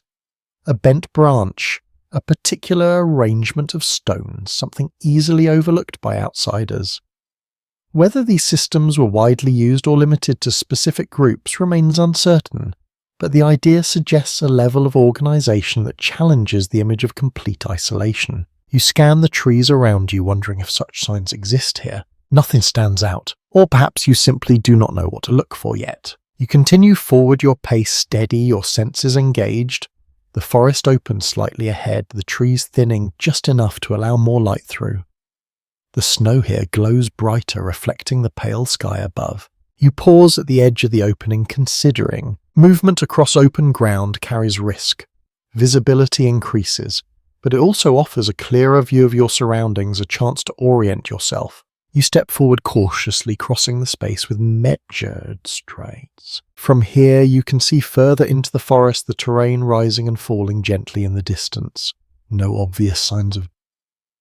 There's no clear indication of human presence, just the vast, quiet stretch of winter. You take a slow breath, letting it out steadily. The forest remains what it has always been, indifferent, but you are changing within it. With each step, each decision, and each small success, you are becoming more capable, more aware, more prepared. Not safe. Not yet, but no longer entirely unprepared either. And as you move forward into the pale light of the morning, you carry with you not just the memory of the night, but the lessons it forced you to learn. Lessons that will shape everything that comes next. The opening behind you fades as the trees close in again, their trunks forming quiet rows that guide your movement without offering direction. You continue at a steady pace, careful to avoid rushing. The energy from your meal lingers, but you can already feel how easily it might fade if you waste it. Your body feels different now. Not strong, not fully restored, but more responsive. Your steps land with greater control, your breathing settles into a more even rhythm. It is a fragile improvement, one that depends entirely on what you do next. The cold remains constant. It wraps around you in a steady pressure, less sharp than during the night, but no less present. Your fingers still stiffen if you leave them exposed too long. Your toes require regular movement to maintain feeling. Every part of you is engaged in a quiet effort to hold on to warmth. You pause briefly, scanning the ground ahead. There are more tracks here. Not just one set, but several crossing and overlapping in a pattern that suggests regular movement. Smaller prints, likely animals weaving between larger, less distinct impressions. You crouch again, studying them. The animal tracks are easier to read now. You recognize the pattern from before, the spacing, the way they move. In short bursts, then pause, but the larger impressions are less clear. Worn down by time or weather, their edges softened. Still they are there. An accepted observation among historians is that areas with frequent animal movement often became important zones for survival. Where animals gathered, food sources existed. And where food sources existed, humans often followed, whether as hunters or scavengers. You straighten slowly, looking around. The forest here feels subtly different. Not dramatically, but enough to notice. The trees are spaced slightly wider, the ground uneven, in a way that suggests hidden dips and rises beneath the snow. You move forward following the general direction of the tracks, though not directly stepping into them. You keep a small distance, allowing yourself room to react if needed. As you walk, you begin to feel a dull ache in your hands. At first, it seems minor, easy to ignore, but as the minutes pass, it grows more noticeable. A deep throbbing discomfort that pulses through your fingers. You bring your hands closer to your body, flexing them slowly. The sensation is uneven. Some fingers respond quickly, others lag behind, slower, less certain. You rub them together, trying to generate warmth through friction. This is where the next challenge begins to reveal itself. Cold injuries. In many historical discussions of winter survival, conditions like frostbite are described not as sudden events, but as gradual processes. The body loses heat in stages, and certain areas, especially fingers, toes, and exposed skin, become vulnerable first. You look at your hands more closely. The colour is difficult to judge in the pale light, but you can see that the skin appears slightly dull, less vibrant than it should be. You press your thumb against one finger, watching how quickly the colour returns. Slower than you would like. You react immediately. You tuck your hands under your arms, pressing them against your sides, using your body heat to warm them more effectively. You hold them there, stilling your movement for the moment. There is a lesser-known account from some colder regions that suggests individuals would rotate their extremities through different warming methods, alternating between friction body heat and controlled exposure to fire. The idea was to restore circulation gradually without causing further damage. Whether this method was widely practiced remains a point of discussion, but the principle is clear. You wait, feeling the warmth slowly return. It is not comfortable. The tingling intensifies, shifting into a sharper, more insistent sensation as blood flow improves but you welcome it. Pain? Pain in this case is a sign of recovery. After a moment, you pull your hands free, flexing them again. The movement is easier now, more responsive. You resume walking, but with a new awareness. Your body is not just tired, it is under strain in ways that are not always obvious. The same thought extends to your feet. You stop briefly, shifting your weight from one foot to the other, testing the sensation. The response is there, but muted. You take a few exaggerated steps, lifting your knees slightly higher, encouraging circulation. It feels awkward, but necessary. There is an interesting point raised in several historical analyses that emphasizes how survival often depended on recognizing small changes before they became serious problems. Waiting too long to act could mean losing function entirely. You take that to heart. Every few minutes you check yourself, hands, feet, breathing. Small assessments that help you stay ahead of the cold. The forest continues to unfold around you, its patterns becoming more familiar with each step.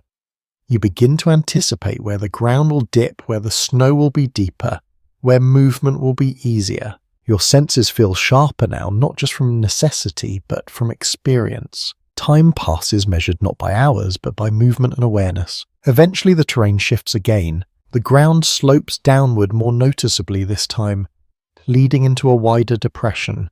The trees thin slightly and you can see a darker line cutting through the snow ahead. You approach cautiously. As you draw closer, the shape becomes clearer. A narrow stream, mostly frozen, its surface covered in a thin layer of ice, but not entirely solid. In places, the ice has cracked or broken, revealing dark water beneath. You pause at the edge, studying it. This is an opportunity. A reliable source of water, easier than melting snow, potentially more abundant, but also a risk. The ice may not support your weight. The edges could be unstable. You crouch, reaching out carefully, testing the surface near the edge. It holds, but you do not trust it fully. You shift slightly, finding a spot where the water is exposed, a small opening where the current has kept it from freezing completely. You dip your hand in, quickly pulling it back just as fast. The cold is immediate, intense, sharper than anything you have felt so far. You shake your hand, flexing your fingers, bringing them close to your body to recover. But the water is there. You gather some, carefully using a small piece of bark to scoop it, bringing it to your lips. It is cold but clean. You drink slowly, mindful of the temperature, allowing your body to adjust. This is another step forward. Another small advantage in a place that offers very few. You sit there for a moment, watching the slow movement of the water beneath the ice. The forest continues around you, unchanged, indifferent. But you are adapting piece by piece, learning how to read it, how to use it, how to survive within it. And as you rise again, stepping back from the edge of the stream, you carry that knowledge with you, knowing it will matter more with each passing day. The stream lingers behind you as you move on its dark ribbon, cutting through the white landscape like a quiet promise you can return to. The discovery steadies you more than you expected. Water, at least, is no longer an uncertainty. It's a fixed point in a place where almost everything else shifts. You walk with a slightly different posture now, still cautious, still aware, but less pressed by immediate need. That change is subtle, almost invisible, yet it shapes how you move, how you think. Your breath settles into a calm rhythm as you follow the natural contours of the land, keeping the stream within a reasonable distance without walking directly beside it. Open areas like that can expose you too easily. The forest grows denser again, branches knitting overhead in a loose canopy that filters the pale daylight. Snow falls lightly from above as the wind nudges the upper limbs, drifting down in soft scattered patterns. Your attention it's inward for you a moment. You notice the lingering ache in your hands, the stiffness in your legs, the faint soreness in your shoulders. None of it is overwhelming, but all of it is there quietly accumulating. This is where another challenge emerges: illness. Not sudden, not dramatic, but creeping in through small openings. Cold fatigue, minor injuries that do not seem important at first. You lift your hand again, examining the skin more closely now that the light is stronger. It looks dry, slightly cracked along the knuckles, nothing severe but enough to catch your attention. You rub your hands together, trying to restore warmth and flexibility. There is a recurring theme in many historical observations that points out how minor injuries could become serious problems in harsh conditions. A small cut, a cracked surface of skin, even prolonged exposure to dampness could lead to infection or loss of function. Without access to proper care, these issues could escalate quickly. You flex your fingers again, testing them. They respond well enough. Still, the thought stays with you. You glance around, considering what you might use if things worsen. The forest does not offer obvious remedies, but it does offer materials. Bark moss certain plants if you can recognize them beneath the snow. There is a curious note in some regional traditions describing how individuals use tree resins as a form of protective coating for small wounds. The sticky substance could seal the skin, keeping out moisture and dirt. Whether this was consistently effective is still discussed by researchers, but the idea reflects a practical approach to limited resources. You reach out to a nearby tree, pressing your fingers lightly against its bark. It is cold firm, but you notice a faint line where sap has hardened along a crack. You scrape at it gently, collecting a small amount. It is stiff at first, but softens slightly with the warmth of your hand. You press it lightly over one of the small cracks in your skin. It feels strange, but it creates a thin barrier, something between you and the cold air. You do the same for another spot, working slowly, testing the idea. It is not a cure, but it is something. Your attention shifts again to your feet. You find a stable spot and pause, lifting one foot slightly, checking the condition of your footwear. The material is still holding, but only just. You press along the edges, feeling for dampness. There is some, not enough to be immediately dangerous, but enough to warrant attention. You consider removing the boot to inspect further, but the cold air discourages that idea quickly. Exposure, even for a short time, could do more harm than good. Instead, you shift your approach. You move your feet more deliberately, flexing your toes inside the boot, encouraging circulation, creating a small amount of internal warmth. It is a limited solution, but one you can manage without risk. A point often raised in survival discussions highlights how prevention tends to be more effective than reaction. Addressing small issues early can prevent larger problems later. It is a quiet form of discipline, one that requires attention even when nothing feels urgent. You resume walking your pace steady. The forest feels more familiar now, though no less vast. You begin to recognize certain patterns.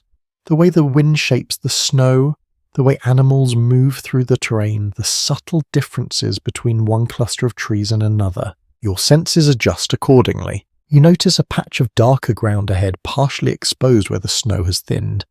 You approach, crouching slightly to examine it. Small plants, not fully visible but present beneath the surface. You brush away a bit of snow, revealing thin stems, brittle but intact. You hesitate, considering. There is a lesser discussed detail in some accounts, suggesting that even in winter certain hardy plants could be found beneath the snow, offering minimal but valuable nutrition. Identifying them correctly would have required knowledge, something not everyone possessed. You study the stems, uncertain. This is where caution becomes necessary. Not everything in this forest is safe to consume, and guessing carries risk. You leave them for now, making a mental note of their location. Your survival so far has been built on careful decisions, not reckless ones. That principle remains. You stand again, brushing snow from your hands, and continue forward. The forest stretches ahead, unchanged in its vastness, yet different in how you experience it. You are no longer reacting blindly. You are observing, testing, adapting. Each small adjustment, each minor improvement adds to your ability to endure, not in dramatic leaps, but in steady, quiet progress. And as you move deeper into the trees, carrying with you the knowledge of water food and now the beginnings of self-care, you begin to understand something that was not clear before. Survival here is not just about resisting the cold, it's about maintaining yourself within it. Piece by piece, step by step, you move on from the patch of exposed ground, leaving the uncertain plants behind. The decision lingers in your mind not as doubt, but as a quiet reminder that caution has carried you this far. Every step forward has been measured, and that has made the difference. The forest shifts again as you walk. The trees thin, slightly, not enough to form an open clearing, but enough to let more light reach the ground. The snow here is uneven, broken in places by scattered debris. Small branches, fragments of bark, and something else. You slow. There is a shape ahead that does not belong to the forest in the same way as everything else. You approach carefully, your senses sharpening. A structure. Not a building in the proper sense, but the remains of something that once served a purpose, a rough frame of wood. Partially collapsed, its edges softened by time and weather. Snow has gathered inside it, filling the empty space where walls might once have stood. You stop just short of it, scanning the area. No immediate movement, no sound beyond the usual quiet of the forest. You step closer. The structure is old, that much is clear. The wood is worn, darkened by exposure. Some pieces have rotted through, others still hold, though barely.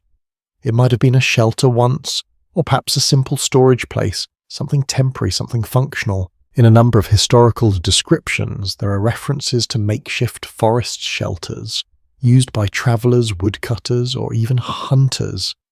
These structures were not meant to last long, but sometimes they remained abandoned and forgotten, becoming part of the landscape. You crouch slightly, examining the interior. The snow inside is disturbed, though not recently.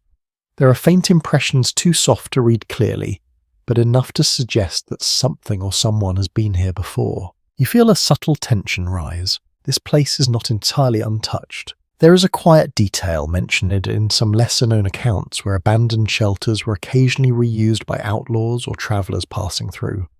They offered a starting point, a base that could be reinforced or adapted. At the same time, they carried risk.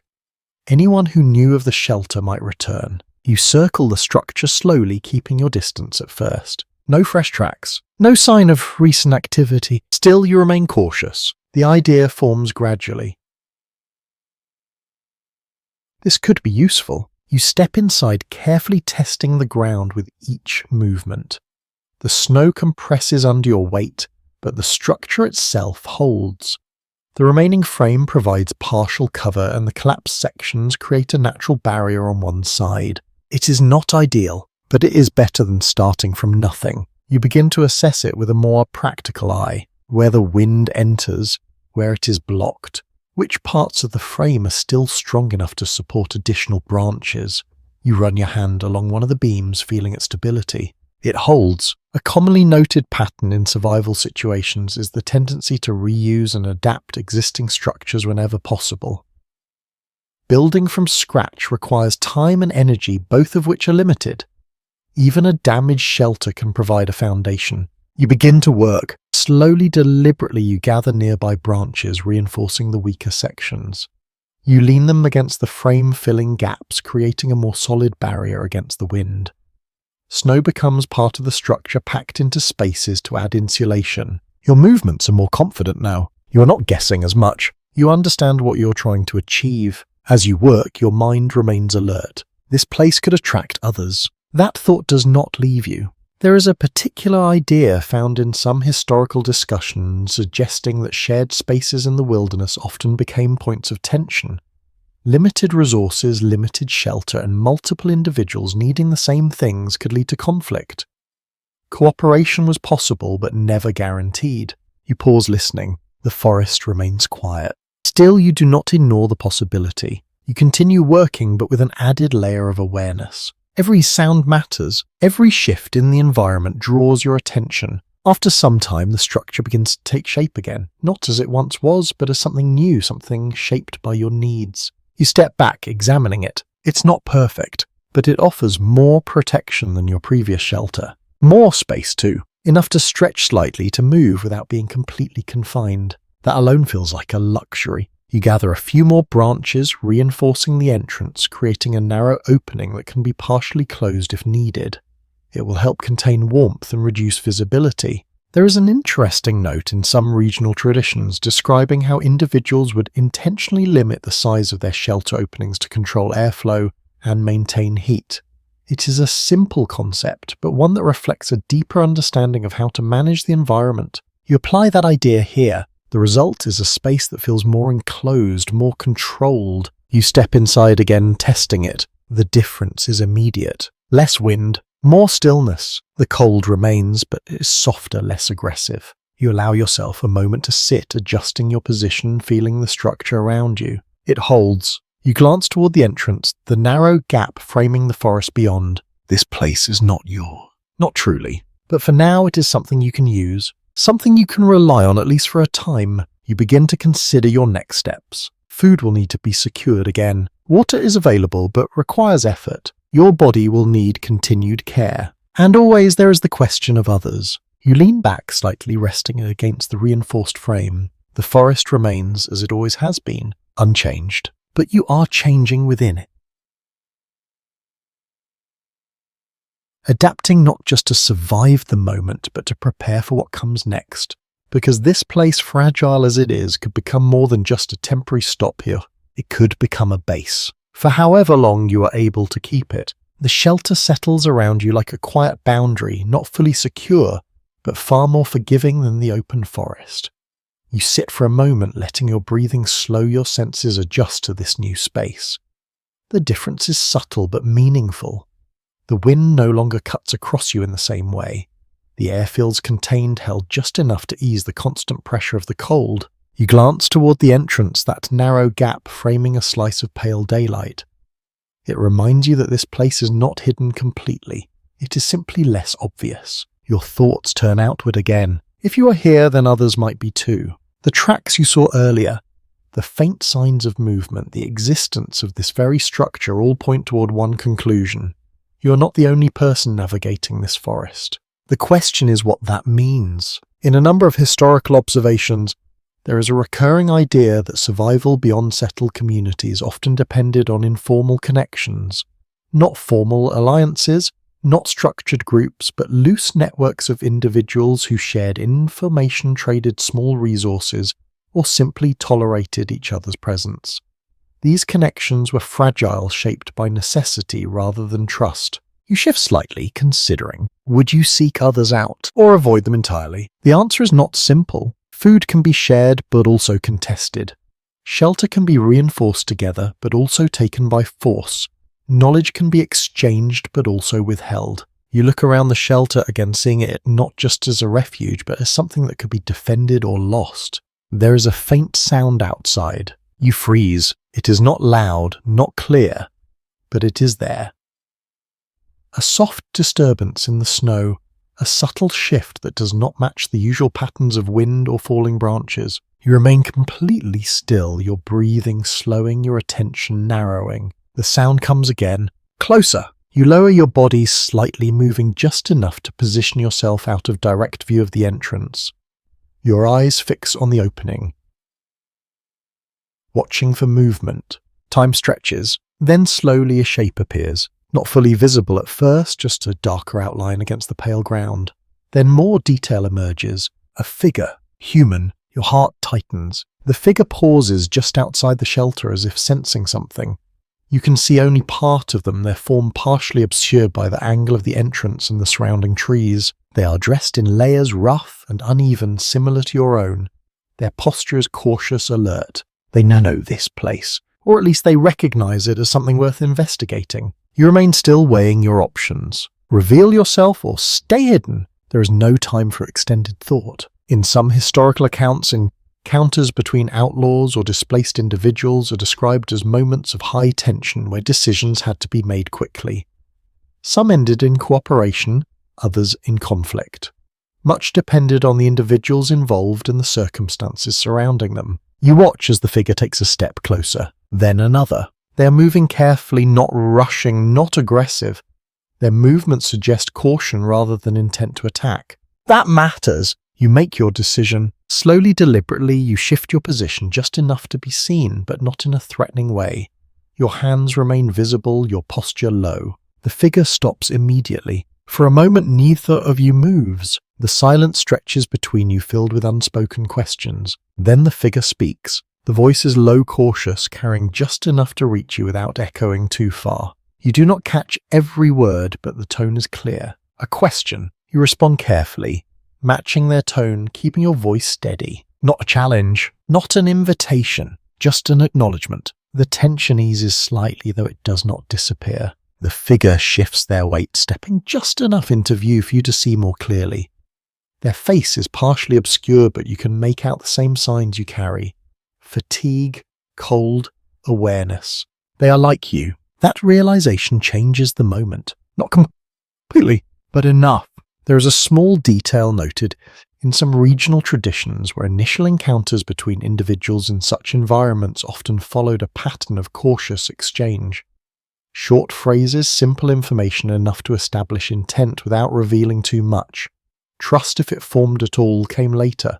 You follow that pattern instinctively. A few words, simple, measured. They respond in kind. The exchange continues, slow and deliberate, each of you testing the other without pushing too far. You learn little, but enough. They are alone. They have been moving through the forest for some time. They know more of this shelter, but have not used it recently. That last detail matters. It means you are not displacing them. The tension shifts again, easing just slightly more.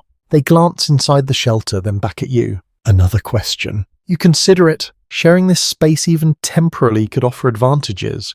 More awareness, effort, perhaps even combined knowledge.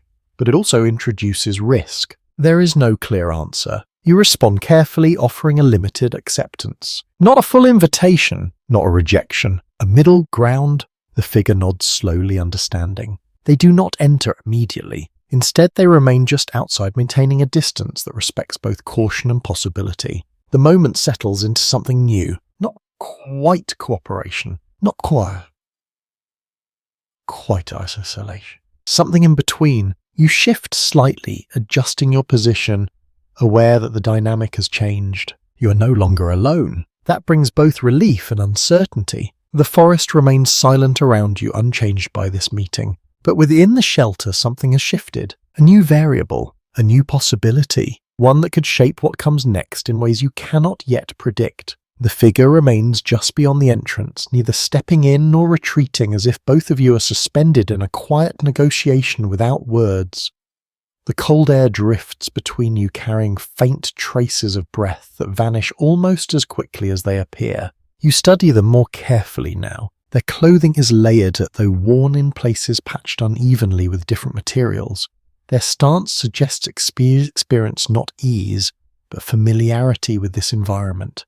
They shift their weight slightly, as if conserving energy even while standing still. You recognize that instinct. You mirror it without thinking. The space between you feels measured, intentional. There is a recurring theme in historical accounts describing how individuals in harsh conditions often developed a shared understanding without needing much explanation. Not trust exactly, but recognition. The awareness that both of you face the same challenges, the same risks, the same limitations. That recognition shapes what happens next. The figure gestures slightly toward the shelter, a small movement, careful, asking without demanding. You respond with a subtle nod. They step inside, slowly, deliberately. Every movement is controlled, their attention never fully leaving you. They position themselves near the entrance, not deep within the space, maintaining a distance that keeps both of you comfortable. You notice how they immediately assess the structure, their eyes moving across the reinforced sections, the arrangement of branches, the narrow opening. They understand what you have done. There is a quiet acknowledgement in that glance. Not praise, not surprise, just recognition. They settle into a low position, mirroring your posture, conserving heat, reducing their profile. The space feels smaller now, but also more stable, as if the presence of another person changes the way it holds. For a moment, neither of you speaks. The silence is not empty. It is filled with observation. You watch how they move, how they adjust their hair clothing, how they position their hands. They do the same with you. This is how understanding begins. In some lesser discussed sources, there are mentions of how shared hardship could create temporary bonds between individuals who would otherwise remain strangers. These connections were often practical rather than emotional, built on mutual benefit rather than trust. Whether such arrangements lasted beyond immediate need varied greatly, and modern historians continue to explore how stable these relationships truly were. You feel that dynamic forming now? They reach into their cloak and bring out something small wrapped carefully. You tense slightly, not from fear but from attention. They unwrap it slowly. A piece of dried food. You recognize it immediately, meat preserved in a way that allows it to last longer. Not fresh, not ideal, but valuable. They break off a small portion and hold it out. An offering. You hesitate. Not because you doubt it, but because you understand what it represents. This is not just food. It is a gesture. You accept it carefully, nodding once in acknowledgement. You respond in kind, retrieving a portion of what you saved earlier, offering it in return. The exchange is simple, balanced. That matters. A small but notable detail appears in several discussions of survival behavior, suggesting that reciprocal exchanges helped establish a basic level of cooperation. Even minimal sharing could signal intent, reducing the likelihood of immediate conflict. You both eat in silence, the act itself grounding the moment. The food is not enough to satisfy, but it strengthens you, adds to what you already have. More importantly, it changes the space between you. Less tension, not gone, but reduced. The figure leans slightly back against the structure, adjusting their position with practiced ease.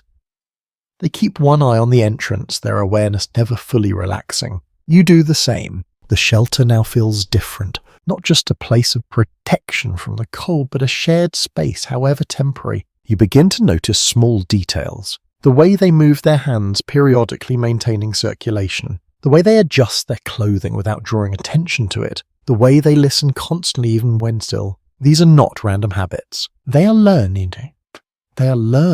There is an interesting observation found in certain regional accounts describing how knowledge in such environments was often transmitted through imitation rather than instruction. Individuals watched each other, adopted useful behaviors and refined them over time. You find yourself doing that now, subtly, without thinking. Your breathing aligns more closely with theirs, slower, more controlled. Your movements become even more efficient, shaped by what you observe. The forest outside remains quiet, though the light has shifted slightly, indicating the passage of time. You realize that this arrangement, however uncertain, offers something you did not have before. Another set of senses, another perspective, another presence that shares the burden of awareness. You glance toward them briefly. They meet your gaze for a moment, then look away, not dismissive but measured. The understanding remains unspoken. This is not friendship. Not yet. Perhaps not ever. But it is something that serves both of you. For now, and in this place that is enough. You settle back slightly, maintaining your position, your awareness, your readiness. The forest continues unchanged, but within the shelter the dynamic has shifted. Two individuals, one space, a shared effort to endure what lies ahead. The presence of another person alters the rhythm of the shelter in ways you feel more than see. The air seems to move differently, carrying two steady breaths instead of one. The quiet is no longer solitary. It is shared, and that changes how you listen, how you rest, how you think. You remain seated, keeping your posture compact, your movements minimal. Across from you, the other figure mirrors that same economy of motion. There is no wasted effort, no unnecessary shift. Every action serves a purpose. Time passes without clear markers. The light outside softens slightly, the pale brightness, giving way to a more muted tone. You sense that the day is moving forward, though the forest offers no dramatic sign of it. Inside the shelter, the silence stretches. At first it feels manageable, then gradually it begins to press in. This is a different kind of pressure than the cold, less physical, more internal, a quiet weight that builds when there is nothing to distract you, nothing to fill the space between moments. You become aware of your own thoughts more clearly. They move slowly at first, drifting through simple observations, the fire, the structure, the other person. But then they deepen, turning inward, pulling you toward memory, warm places, voices, the sense of belonging that feels distant, now almost abstract. You shift slightly, grounding yourself, returning your focus to the present. This is not the time for that. A recurring theme in historical reflections on life in isolation suggests that the mental strain of prolonged exposure to harsh environments could be as challenging as the physical demands. Without structure, without regular interaction, the mind begins to wander in ways that are not always helpful. You feel the edge of that now, the temptation to drift too far inward. You glance toward the other person. They remain still but not distant. Their awareness is active, their gaze occasionally shifting toward the entrance, then back to the interior of the shelter. They are present, anchored. That presence helps. Even without words, it creates a boundary, a reminder that you are not alone inside your own thoughts. There is a small detail mentioned in some lesser-known accounts describing how individuals in such conditions would sometimes speak aloud even when alone, simply to maintain a sense of connection.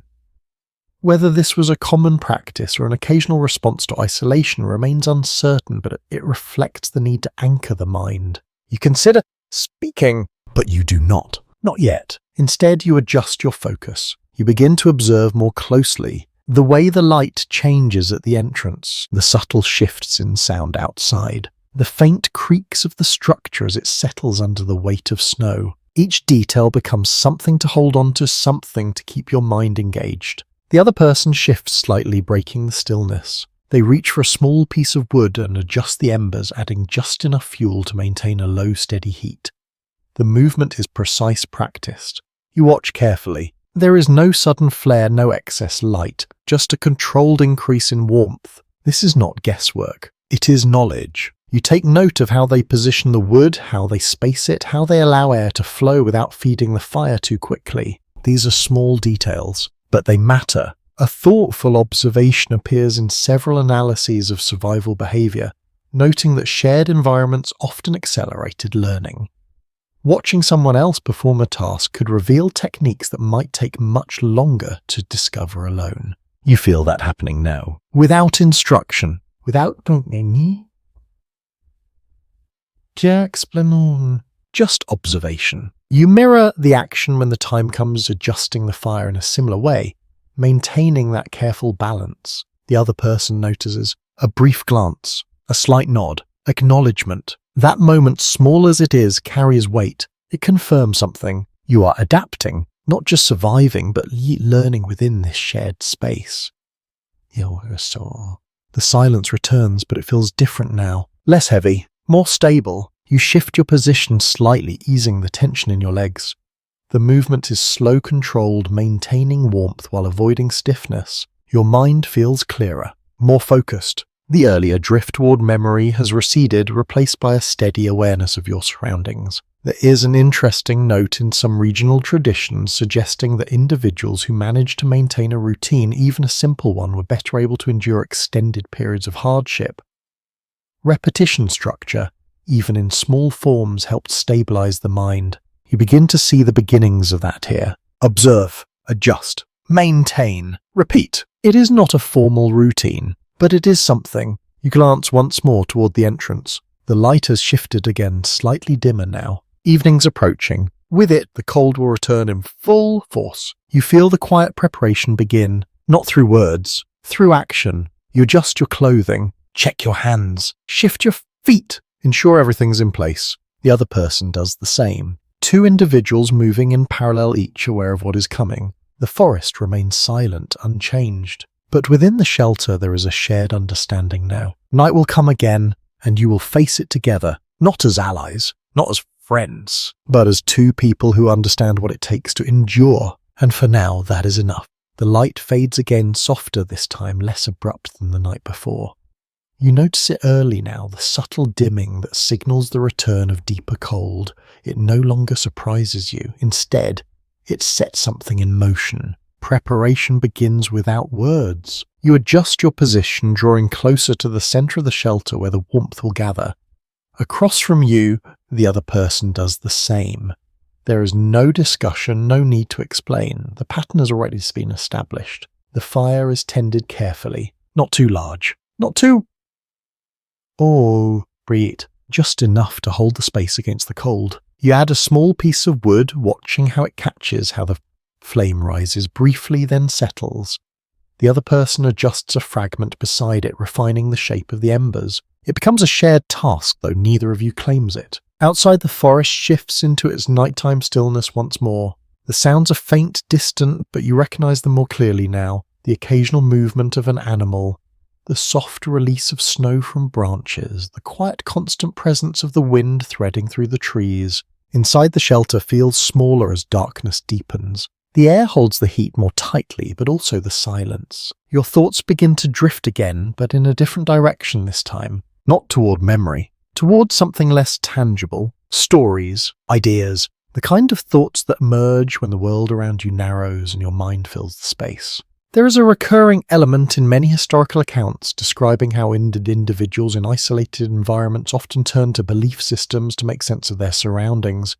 Not always formal religion, but local traditions, superstitions, and stories that gave shape to the unknown. You find yourself thinking about the forest in that way, not just as a place, but as something with presence. The way it listens, the way it holds silence, the way it reveals and conceals without explanation. It is easy to see how such ideas might take root. There is a curious mention in certain regional folklore where forests were described as having their own awareness, responding differently to those who entered them with respect versus those who did not. Whether this reflects genuine belief or simply a way of explaining unpredictable outcomes is difficult to determine, but the idea lingers. You glance toward the entrance, half expecting to see something watching from beyond. There is nothing, only darkness. Still, the feeling remains. The other person shifts slightly, breaking your train of thought. They reach into their cloak again, retrieving a small object. This time it is not food. A simple piece of cord with something tied to it. They hold it for a moment, then tuck it back away. You do not ask, but you wonder. There is a subtle detail noted in some historical discussions suggesting that individuals often carried small items with personal significance. Objects that provided comfort, focus, or a sense of connection to something beyond immediate survival.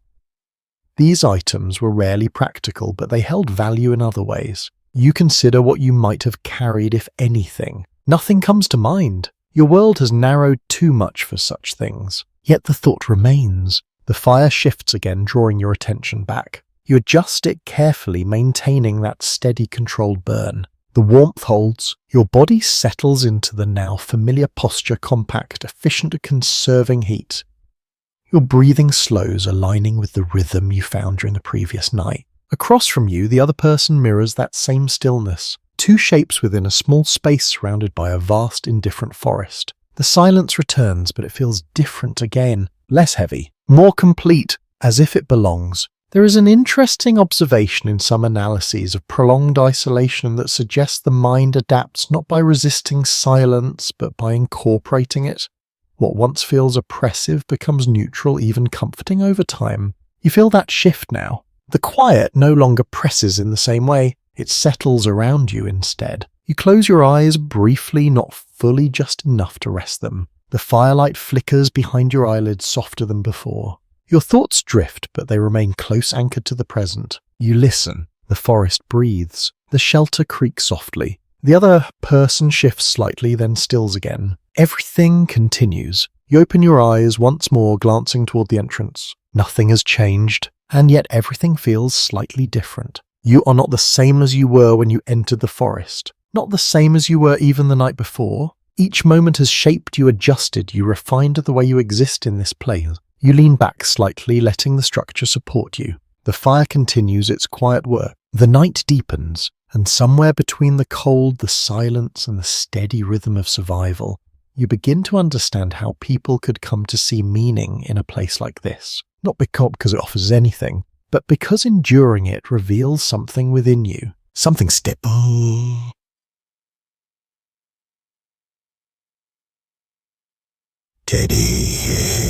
something that holds even when everything else fades. And as the darkness settles fully around the shelter once more, you remain there, part of the stillness, part of the forest, enduring alongside it. The night deepens, gradually settling over the forest like a slow exhale. Inside the shelter, the air grows stiller. warmer in a limited, fragile way. You feel the difference in small increments, the kind that only becomes noticeable when you stop to pay attention. You shift slightly, adjusting your cloak, drawing it closer around your shoulders and legs. Across from you, the other person does the same, their movements almost synchronized with yours. It is not planned, it simply happens. There is a quiet rhythm forming, not spoken, not agreed upon, but shared. Your attention drifts toward the entrance again. The narrow opening frames a slice of darkness that seems deeper than the rest of the forest. It is strange how even a small gap can shape your perception, turning the unknown into something you watch constantly. You notice how the light from your embers barely reaches beyond that threshold.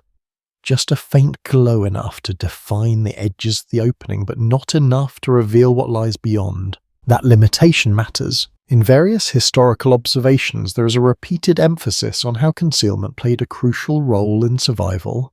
Remaining unseen, blending into the environment, avoiding attention whenever possible. It was not just about hiding physically, but about controlling what others could detect. You begin to think about that more deliberately, not just where you are, but how you appear. You glance down at your clothing, at the shapes it creates, the way it contrasts against the surroundings. Even in low-light differences in texture and form can stand out. You reach down and brush a thin layer of snow along the edge of your cloak where it rests near the entrance. It softens the outline, slightly blending it with the ground. The other person notices. They do something similar, adjusting a piece of fabric, pressing it against the rough wood of the shelter, reducing its visibility. It is a small change, but it shifts the way the space feels. More concealed, more integrated with the forest. There is an intriguing detail mentioned in some regional traditions where individuals would deliberately alter their surroundings to break up recognizable patterns. Straight lines, sharp edges, anything that did not belong in nature could draw attention. By softening those shapes, they reduce the chance of being noticed. You apply that idea instinctively now. Your eyes move across the shelter, identifying areas that stand out. A branch angled too cleanly, a gap that forms a straight edge. You adjust them carefully, subtly, ensuring the structure appears less defined. It is not perfect, but it is better. The forest outside remains unchanged, but you feel more aligned with it now, less separate, more part of it. You settle back again, observing the results of your adjustments. The entrance looks different, not obviously so, but enough that your eye no longer catches on the same sharp lines. That is the goal. The fire shifts slightly and you respond immediately, adjusting it to maintain its low, steady burn.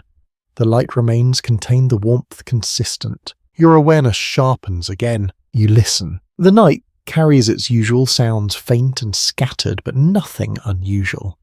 No movement that suggests approach. No disturbance that breaks the pattern. Still, you remain alert. That does not change. The other person shifts slightly, their movement drawing your attention. They reach toward the ground, gathering a small amount of loose snow and pressing it gently along the base of the shelter wall. Ceiling gaps. You understand immediately. Snow when packed can act as insulation, reducing airflow, holding warmth inside. It's a simple method but effective. You follow their example, working along another section, pressing the snow into the spaces between branches, smoothing it into place. The effect is gradual. The air inside becomes more stable, less affected by the subtle currents that once slipped through unnoticed. There is a thoughtful observation in several analyses of cold weather survival that highlights how small environmental modifications could significantly improve conditions over time. Not dramatic changes, but incremental improvements that add up. You feel that now. The shelter is not just a place you occupy. It is something you shape, something you refine. Each adjustment makes it more effective, more suited to your needs. You sit back again, your movements slowing as the work settles into stillness. The rhythm returns. Observe, adjust, maintain, repeat. The night continues, but it feels more manageable now. Not because it has changed, but because you have. Your breathing steadies, your body settling into its compact posture once more.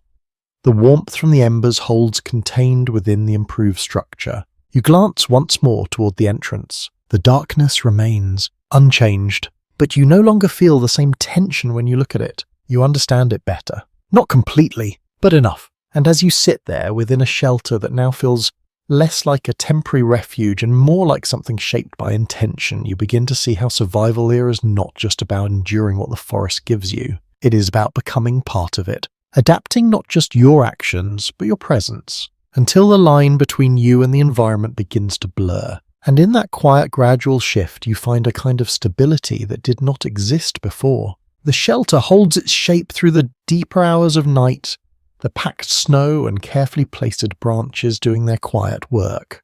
You notice it most in the absence of small drafts that once slipped across your skin. The air feels steadier, contained, as if the space itself has learned how to keep you within it. You shift, slightly easing the tension in your legs. The posture you have adopted is efficient, but not without strain. Your muscles protest in small, persistent ways, reminding you that stillness comes at a cost. Across from you, the other person adjusts their position as well, mirroring your movement almost unconsciously. The shared space creates a subtle synchronization, each of you responding to the same pressures, the same needs. The fire has settled into a low, steady go. More embers than flame now. It feels intentional. You watch how the heat radiates outward, gentle but consistent, enough to maintain warmth without drawing attention. This balance has become familiar. Not much comfortable, but manageable. Your attention drifts toward the entrance again, though not with the same urgency as before. The darkness beyond remains unchanged, but your relationship to it has shifted. It is no longer something you react to immediately. It is something you monitor. That distinction matters. Time passes in quiet intervals. You do not measure it precisely. You feel it instead in the slow changes of your body, the gradual cooling of the embers, the subtle shift in the air. At some point, the other person leans forward slightly, adding a small piece of wood to the fire. The movement is minimal, practiced. You notice how they choose a piece that will burn slowly, maintaining the current state rather than altering it. You follow that pattern when it is your turn. This is how the night continues. Shared responsibility, unspoken coordination. There is a recurring observation in studies of group survival that highlights how small cooperative behaviors can emerge naturally in high-stress environments, not through agreement but through necessity. Each person adjusts to the other, creating a system that benefits both. You feel that system forming here. It is fragile, but it works. Your thoughts shift again, this time toward movement. You cannot remain here indefinitely. The shelter is useful but temporary. The forest demands flexibility. Staying too long in one place increases risk, reduces opportunity. You begin to consider what comes next. When to move, where to go. The stream remains a reliable point, but it is also a place that others might find.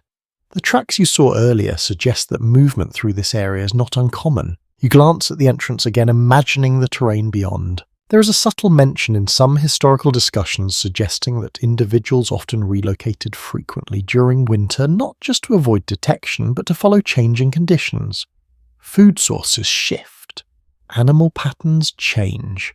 What works one day may not work the next. You understand that now. Adaptation is not a one-time act. It is continuous. You shift your position again, flexing your hands, your feet maintaining circulation. The routine has become almost automatic, something you do without needing to think about it. The cold remains constant, but you manage it better. Your awareness has sharpened. Your responses have improved. These changes are small, but they add up. The other person glances toward you briefly, then toward the entrance. Subtle movement, but it carries meaning. They are thinking about movement too. You nod slightly, acknowledging the shared thought. No words. None are needed. The understanding is there. Morning will come, and with it a decision. Stay or move. There is a curious detail found in some regional traditions where individuals would leave behind minimal signs when abandoning a shelter, intentionally disguising their presence. Not out of habit, but as a precaution, reducing the chance that others would recognize the space as recently used. You consider that. If you leave, what will you change? What will you remove? What will you leave as it is? These questions settle quietly in your mind, waiting for the moment when they will need answers. The fire shifts again, drawing your attention back. You adjust it carefully, maintaining the balance you have learned. The warmth holds. The shelter remains stable. The forest continues, unchanged. And yet within this small space something continues to evolve. You're no longer simply reacting to what happens. You are planning, anticipating, preparing. The night stretches on, but it no longer feels as long as it once did. You understand its rhythm now, its patterns, its demands. And as you sit there within a space shaped by effort shared with another presence that mirrors your own, you begin to see the path ahead more clearly. Not in detail, not in certainty, but in direction. Forward. Always forward. Because in this place, standing still for too long is not survival. It is risk. And you have already learned too much to ignore that. Morning returns with a pale, diffused light that seeps through the narrow entrance, softening the darkness rather than breaking it. You open your eyes fully this time, not with the sharp alertness of the first night, but with a steady awareness that feels earned. Your body responds more easily now, still stiff, still tired, but less resistant.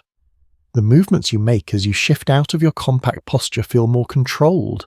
You stretch slightly, careful not to expose yourself too quickly to the colder air beyond the shelter. Across from you, the other person is already awake, or perhaps they never fully slept. Their posture suggests readiness rather than rest. You meet their gaze briefly, and in that moment the shared understanding from the night carries forward into the day. It is time to move. There is no spoken agreement, but the decision is clear. You both begin to prepare. The fire is allowed to fade, the embers carefully spread to cool more quickly.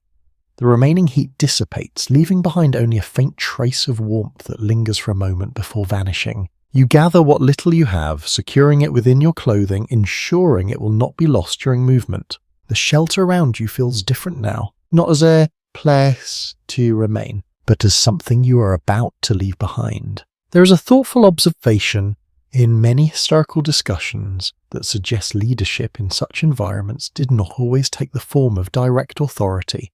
Instead, it often emerged through action. The person who moved first, who demonstrated awareness or initiative, could influence the direction of others without ever giving orders. You notice this dynamic now? The other person shifts toward the entrance, pausing just long enough to listen to assess. You follow, not because you must, but because it makes sense. They step outside first, moving slowly, scanning the surroundings. Their posture remains low-controlled, every movement deliberate. You emerge just behind them, adjusting to the light, your senses expanding to take in the wider space. The forest looks different again. Morning reveals details that were hidden before. The texture of the snow, the patterns of movement across it, the subtle variations in terrain. You take a moment to observe, then you begin to act. The shelter behind you still holds its shape, but you know it cannot remain as it is. Leaving it untouched would create a clear sign of recent use. You turn back, making small adjustments. You remove a few key branches, collapsing parts of the structure just enough to return it to a more natural state. Snow is brushed over exposed areas, softening edges, erasing the sharper lines you created. The process is quick, efficient. You do not erase everything, but you reduce what can be seen. The other person watches, then adds their own adjustments, refining the effect. Together, without speaking, you return the shelter to something closer to what it was before. A shape within the forest. Not a signal. There is a lesser discussed detail in some historical accounts suggesting that experienced individuals often left behind partial structures rather than complete ones. Something that could be reused if needed, but not immediately recognizable as occupied. It is a balance between preservation and concealment. You step back, examining the result. It is subtle. Enough! You turn away, your focus shifting forward again. Movement can. It resumes, this time not alone. You fall into a natural formation, not side by side, but slightly offset, maintaining distance while still keeping each other within sight. It allows for better awareness, a wider field of vision. This is not planned. It is instinct. The forest receives you again, its quiet presence unchanged. You move with more confidence, now your steps quieter, your path more deliberate. The lessons of the previous days shape each decision. You avoid open areas when possible. You follow natural contours in the terrain. You pay attention to the wind, the light, the patterns in the snow. The other person does the same. At times they take the lead, adjusting direction based on something you do not immediately see.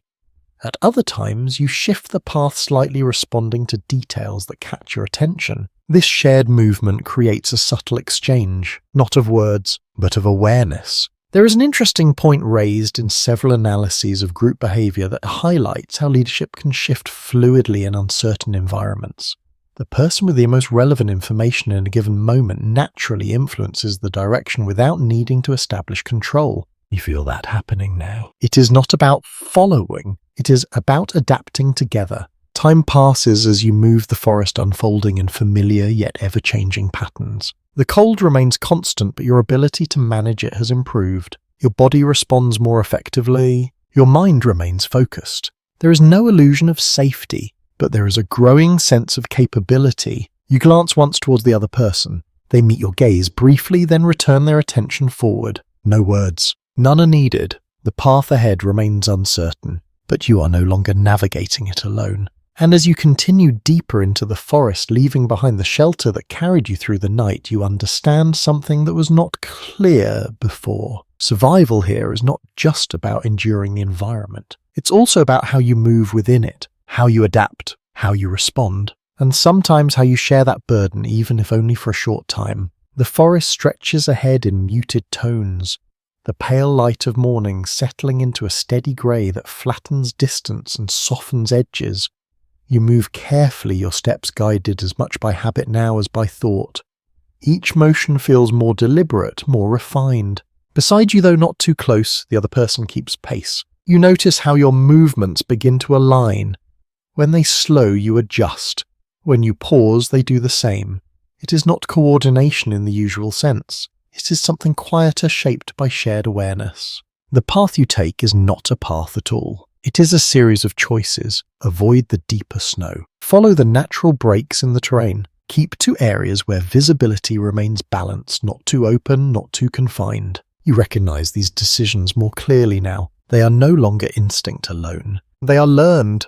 There is a well-documented pattern in historical accounts indicating that individuals living outside structured communities often develop their own internal systems of order. Not written rules, not enforced laws, but personal codes shaped by experience. These codes guided behavior, influenced decisions, and helped maintain a fragile sense of stability.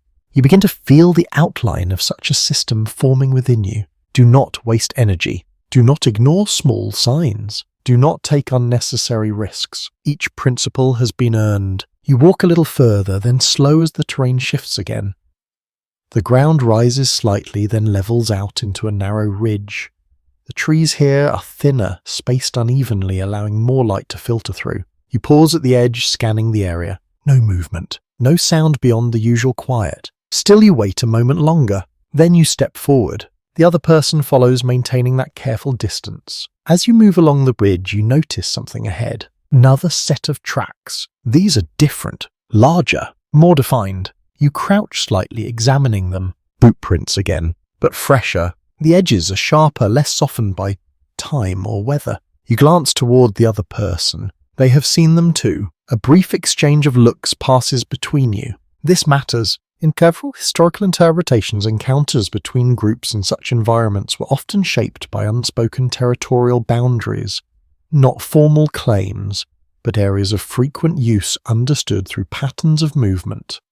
Crossing into these spaces could lead to conflict even without direct confrontation. You study the direction of the tracks. They move along the ridge, then dip down into the trees beyond. You consider your options: follow, avoid, wait. Each carries its own risk. There is a lesser-known detail mentioned in some regional sources, suggesting that experienced individuals would sometimes shadow others at a distance, not to engage, but to learn.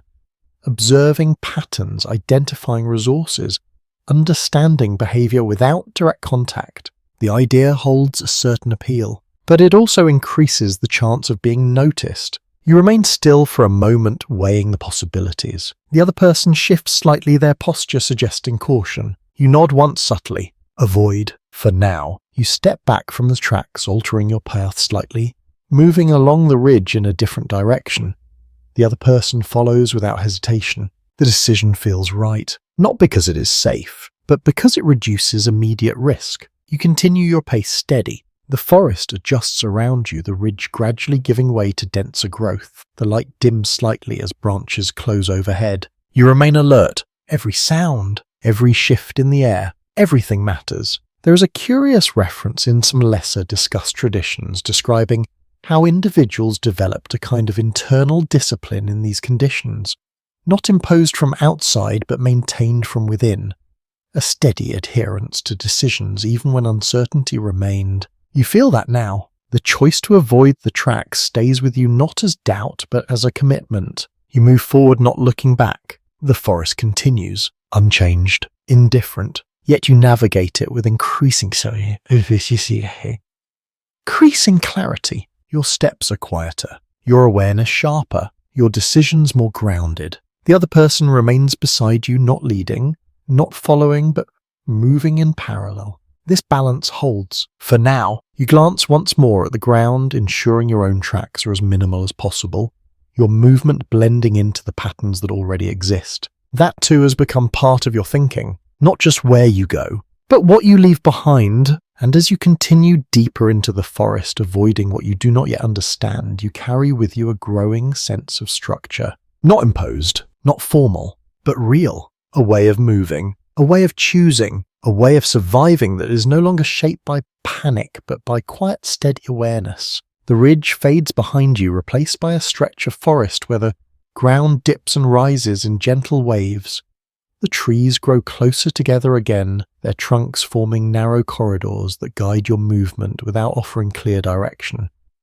You step carefully, placing each foot with intent, letting the rhythm of your movement carry you forward. The other person remains within sight, their presence steady, neither closing the distance nor falling behind.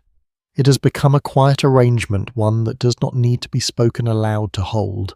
As you move, the forest begins to reveal subtle signs of age and use. A broken branch here worn smooth at the edges, a tree marked with shallow cuts, almost invisible unless you know where to look. You slow studying one of these markings more closely. It is deliberate, not natural. A faint line carved into the bark, angled in a way that suggests intention rather than accident. You glance toward the other person. They have noticed it too. They step closer, examining it briefly, then look at you. No words, but a shared question. What does it mean? There are scattered references in historical writings describing how certain groups use simple markings to communicate within the forest. Nothing elaborate. Nothing that would draw attention, just small signs that could be recognized by those who understood them. The meaning of such marks is not always clear, and interpretations vary, but their existence suggests a level of awareness that extends beyond individual survival. You run your fingers lightly over the mark. It is old, not recent, but not ancient either. You look around searching for more. Another mark appears on a nearby tree, similar in shape though slightly deeper. A pattern, or perhaps a coincidence. There is a thoughtful discussion among historians about whether such markings formed a consistent system, or if they were simply isolated attempts at communication.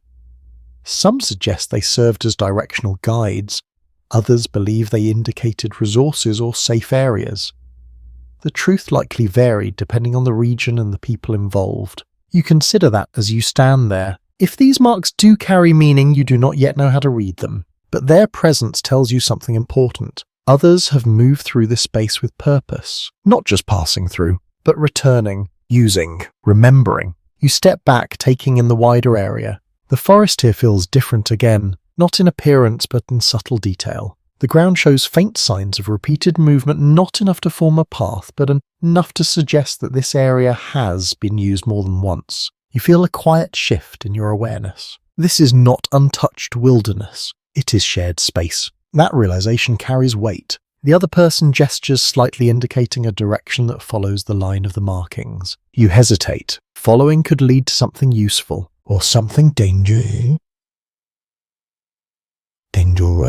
There is an unusual note in some regional accounts describing how experienced individuals sometimes use such signs, cautiously interpreting them while maintaining distance, never committing fully until more information was gathered. You decide to follow, but carefully, not directly along the markings. Instead, you move parallel to them, keeping them within sight while maintaining your own path. The other person mirrors your approach. The forest opens slightly ahead, revealing a small clearing. You slow your senses, sharpening. The space is quiet, empty, but not untouched. At the center of the clearing, there is a faint depression in the snow surrounded by scattered fragments of wood. A fire site, old but recognizable. You approach, slowly crouching as you reach the edge. The remnants are subtle, charred wood partially buried, ash dark against the pale ground. You touch it lightly. Cold, long extinguished, but not forgotten. There is a recurring theme in historical observations that highlights how certain locations within the forest became temporary hubs, places where individuals or small groups would return when conditions allowed. These sites were rarely permanent, but they held a kind of memory, a trace of repeated use. You look around the clearing. It feels quiet, but not empty, as if it has been used then left waiting. The other person scans the perimeter, their movements cautious. You do the same. No immediate signs of recent activity, but the presence of this place changes your understanding. You're not just moving through the forest. You're moving through a network of spaces, some known, some unknown, some used, some abandoned. There is a curious detail mentioned in certain traditions suggesting that individuals sometimes left these sites in a state that allowed others to recognize them without making them obvious. Not fully erased, not fully maintained.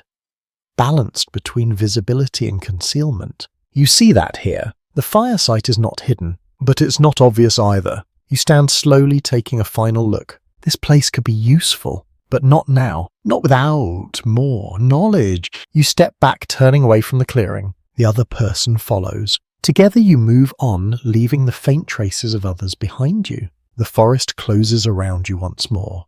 And as you continue forward, you carry with you a growing awareness that survival here is not just about what you can see. It is about what has been here before you, and what may return. You leave the clearing behind its quiet traces, fading into the dense arrangement of trees, as if the forest gently folds over what it does not wish to reveal for long.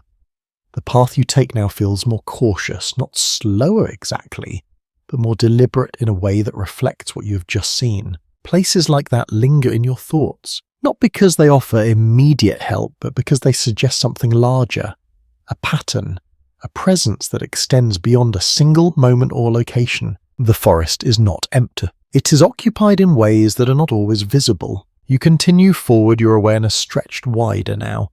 Every shift in the snow, every irregular shape, every break in the natural flow of the terrain draws your attention. Beside you, the other person maintains the same quiet focus. You begin to notice how often you both pause at the same moments, how your attention is drawn to similar details. It is not coincidence, it is convergence, experience shaping perception in similar ways. The ground dips again, leading into a slightly lower area where the snow appears more compacted. You slow as you approach, scanning the surface. More tracks. But these are different from the ones you saw before. Scattered, overlapping, less defined. You crouch slightly, examining them. Some are animal, that much is clear. But others are harder to interpret. They do not follow a straight line. They do not suggest purposeful movement. They are irregular. You glance at the other person. They are studying the same thing, their posture more tense now. There is a subtle note in certain historical analyses that points out how disorder in the environment can signal recent activity even if the details are unclear. Patterns that do not align with our natural movement often indicate something has disrupted the area. You feel that here. Something has passed through, not cleanly, not quietly. You stand slowly, your senses sharpening further. The forest feels different in this spot, not louder, but heavier, as if the silence holds something beneath it. You move forward cautiously, each step placed with care. The ground ahead shows more disturbance. Snow pushed aside, branches broken, small signs that something has moved through with force rather than precision. You stop. The other person does the same. There is no need to speak. You both understand. This is not a place of quiet survival. This is a place where something went wrong. There is a lesser discussed detail in some regional accounts describing how winter conditions could turn even minor conflicts into serious events. Limited resources, extreme cold and heightened tension could lead to outcomes that might not occur under different circumstances. You look around searching for more signs. There are no clear traces of what caused this. No direction. Just the aftermath. You feel a quiet unease settle in, not fear exactly, but caution sharpened to its edge. You take a step back, then another. This is not a place to remain. You shift your direction slightly, moving away from the disturbed area, choosing a path that leads you back into more stable ground. The other person follows immediately. No hesitation. The decision is shared. As you move, you remain alert, listening for any sign that what passed through here might still be nearby. The forest offers nothing. No sound, no movement, only the steady presence you have come to recognize. There is a reflective idea found in some historical discussions suggesting that the greatest danger in such environments was not always visible. It was often inferred, understood through absence, through disruption, through what no longer aligned with expectation. You carry that understanding with you now. Your pace remains steady, but your awareness does not ease. The forest gradually returns to its more familiar patterns: undisturbed snow, natural spacing, the quiet rhythm of a place that has not been recently altered. You allow yourself to relax slightly, though never completely. The lesson remains: not every part of the forest is the same. Some areas hold more than others. Some carry traces of events you cannot fully understand, and those places demand respect. You glance once toward the other person. They meet your gaze briefly. There is no need to explain. They felt it too. That subtle shift, that quiet warning. You continue forward together, leaving the disturbed ground behind, returning to the steady, controlled movement that has carried you this far. The forest closes around you once more, unchanged on the surface, but you are not the same within it. You have seen another layer now, not just survival, but what happens when survival fails. And as you move deeper into the trees, that knowledge settles quietly into your awareness, shaping the way you see everything that comes next. The forest seems calmer again, though you know better than to trust that feeling completely. The disturbed ground is behind you now, replaced by a more familiar pattern of untouched snow and evenly spaced trees. Still, the memory of that disruption lingers, shaping how you move. You step carefully, your pace steady but attentive, your senses tuned to subtle changes in the environment. Beside you, the other person mirrors that same quiet vigilance. The balance between you holds unspoken and steady. The light has shifted, not dramatically, but enough to notice. There is a faint softness in the air now, a slight change in how the snow reflects the sky. It takes a moment for you to understand what you are seeing, the edge of something new. You pause, crouching slightly to examine the ground. In a small patch where the snow has thinned, you see it, a hint of dark earth beneath, barely visible, but there. You brush away a little more with your hand, revealing a slightly wider area. The ground beneath is still cold, still firm, but not completely frozen. You glance toward the other person. They heard the scene, too. This matters. Across a range of historical observations, there is a recognition that even the smallest signs of seasonal change could have a profound impact on survival. A slight thaw, a brief shift in temperature, a subtle change in the behavior of the environment could open new possibilities. You stand slowly scanning the area. The change is not widespread, not yet, but it is present. You begin to notice other signs. A branch where the snow has melted just enough to reveal the bark beneath. A small drip of water forming at the edge of a cluster of leaves. Tiny details, easy to miss, but meaningful. There is a curious reference in some regional traditions suggesting that individuals who paid close attention to these early signs of change were better able to adjust their strategies. They could anticipate shifts in animal movement, in water availability, and the overall behavior of the forest.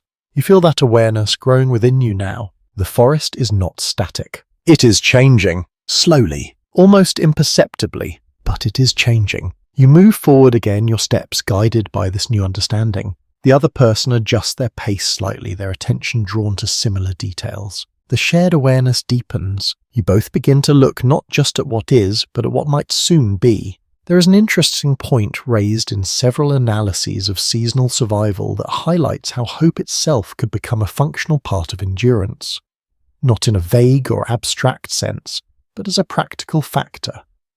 The expectation of change could influence decisions, encouraging persistence through the most difficult periods. You feel that now, not as certainty, but as possibility. The cold remains, the forest remains, but the idea that it will not remain this way forever begins to take shape. You follow a slight downward slope, your steps careful as the ground becomes uneven again.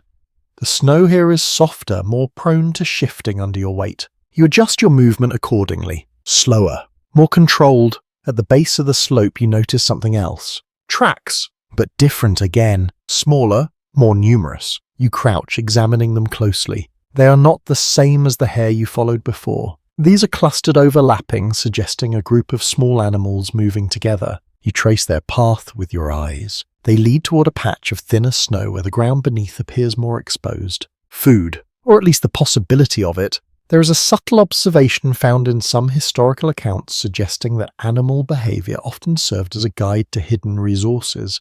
Where animals gathered where they returned repeatedly, there was usually a reason. You follow the tracks carefully, your movements controlled, your attention focused. The other person stays slightly behind, maintaining the balance you have established. You reach the patch. The snow is disturbed here, pushed aside in multiple places. You kneel, brushing away more of it. Beneath you find small roots, bits of plant life that have been exposed by the animals. Not much, but something. You look up briefly, then begin to gather what you can. The pieces are small, tough, not immediately appealing, but they hold value. You collect them carefully, adding to what you carry. The other person does the same. No words, just action. There is a quiet acknowledgement in many historical reflections that survival often depended on recognizing opportunity in forms that might otherwise be overlooked. What seemed insignificant in one context could become essential in another. You feel that now. This is not abundance.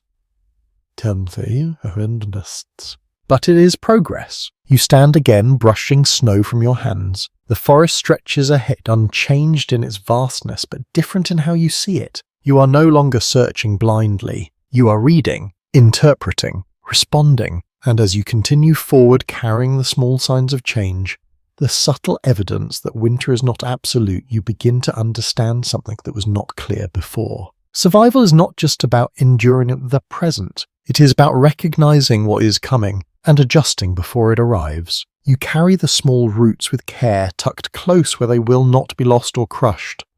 They are not much on their own, but they represent something larger than their size. A shift. A hint that the forest is beginning to offer more than it did before. The ground continues to change in subtle ways as you move forward. Snow still dominates the landscape, but it no longer feels absolute. Here and there, darker patches appear, small openings where the surface has loosened its grip. You walk with a different awareness now, not just scanning for danger or immediate survival needs, but for signs of transition. The forest is no longer a fixed challenge, it is something in motion. Beside you, the other person adjusts their pace slightly, pausing at a cluster of low branches. They kneel, brushing aside a thin layer of snow, revealing something beneath. You step closer. More plant life, sparse, fragile, but present. They glance at you briefly, then begin to gather what they can. You join them. The work is slow, careful, each piece uncovered and collected with deliberate attention. The cold still presses in, but the act itself creates a sense of purpose that pushes against it. A commonly recognized pattern in historical survival narratives points out that transitional periods between seasons were often the most unpredictable. Resources began to reappear, but not consistently. Conditions could shift rapidly, offering opportunity one moment and withdrawing it the next. You feel that uncertainty now. The forest is changing, but it's not stable yet. You finish gathering what you can and stand brushing snow from your hands. The other person does the same, securing their collection. For a moment you both pause, looking ahead. The forest stretches on its patterns, familiar yet subtly altered. The question begins to form. What comes next? There is a quiet recognition in some historical interpretations that not all who entered outlaw life remained there. Some found ways to return to settled communities. Others moved on to different regions, carrying what they had learned with them. And some remained adapting fully to the life beyond the law. You consider that now. The possibility of leaving. The idea feels distant, almost abstract, but it exists. You glance toward the other person. They are watching the forest, not you. Their focus remains outward, on the immediate path, the next step, the next decision. Perhaps they have already chosen, or perhaps they are still deciding just as you are. There is a curious note in some lesser discussed traditions suggesting that the decision to remain or leave was rarely a single moment of clarity.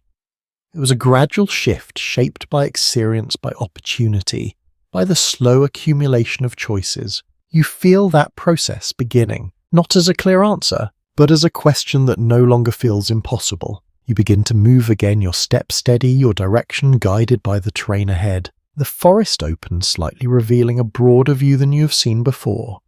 The trees thin just enough to allow a glimpse of distance, a sense of space beyond the immediate. You pause at the edge, taking it in. The land stretches outward, rolling gently, the snow broken in places by darker patches of earth. The sky above is pale but brighter than before, carrying a hint of something softer. You breathe in slowly. The air still carries the cold, but there is a difference now.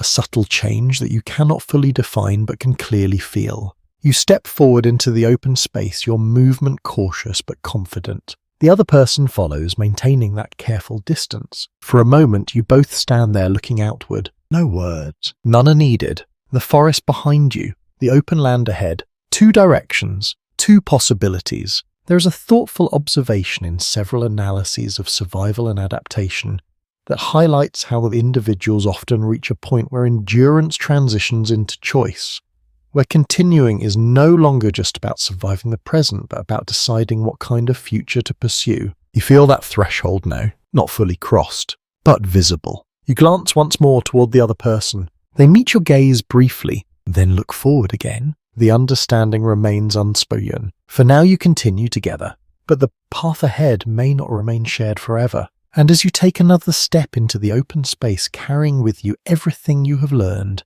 everything you have endured, you begin to understand that survival has given you more than just another day. It's given you the ability to choose what comes next. The open ground feels unfamiliar beneath your feet, not because it is easier, but because it reveals more than the forest ever allowed. The trees no longer pressing close around you.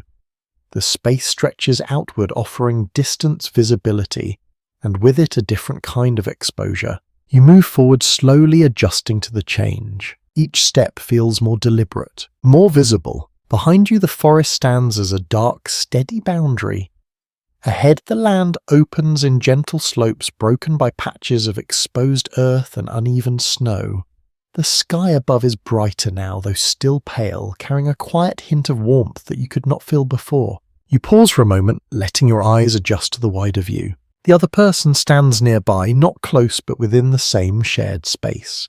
Their posture reflects the same awareness you feel. This openness changes the rules. There is less cover, less concealment, more clarity. Across various historical interpretations, there is a recognition that moving beyond the forest marked a turning point for many who lived outside settled society. The forest provided concealment and resources, but it also limited movement. Open land offered new possibilities, but increased the risk of being seen. You feel that balance now. The forest protected you. The open ground challenges you. You take another step forward, then another. Your movement steady but cautious. Your eyes scan the horizon, searching for any sign of life, any indication of structures, smoke or movement. Nothing obvious, just the quiet stretch of land. You glance back once toward the trees. The shelter you built, the paths you followed, the places you discovered, are all hidden now, absorbed into that dense, silent space. It feels distant, even though it is only a short distance behind you. There is a subtle reflection found in some historical discussions suggesting that the forest was not just a place of survival, but a place of transformation.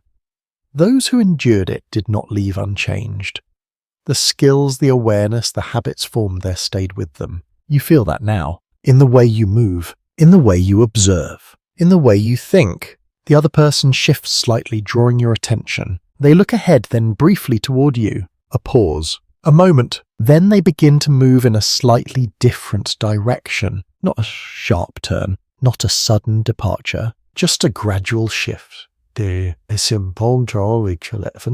stop, watching. They continue their path, diverging slowly from yours. There is no confrontation, no discussion, just a quiet separation. There is a curious note in some lesser explored traditions, suggesting that partnerships formed in survival conditions often dissolved in the same quiet way they began, without ceremony, without explanation, each person continuing in the direction that made the most sense for them. You understand that now. You nod once, though they may not see it. Then you turn forward again. Your path is your own. The land stretches ahead, uncertain but open. You begin to walk. Each step carries the weight of what you have experienced, but also the possibility of what lies ahead.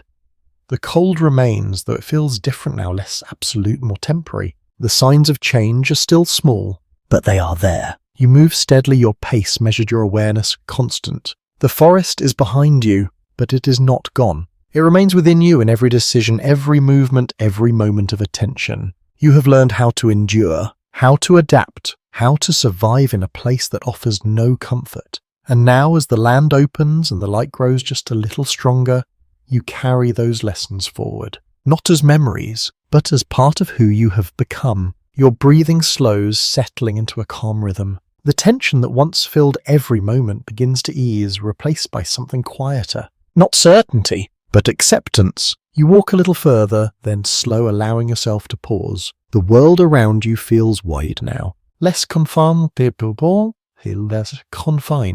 less pressing. You take a slow breath, letting it out gently. And for the first time since entering the forest, you feel a sense of space that is not defined by survival alone. The cold air brushes against your face, but it no longer feels as sharp. The ground beneath your feet feels more stable. The horizon ahead feels possible. You stand there for a moment longer, then continue forward your steps, soft, your presence quiet within the vast landscape.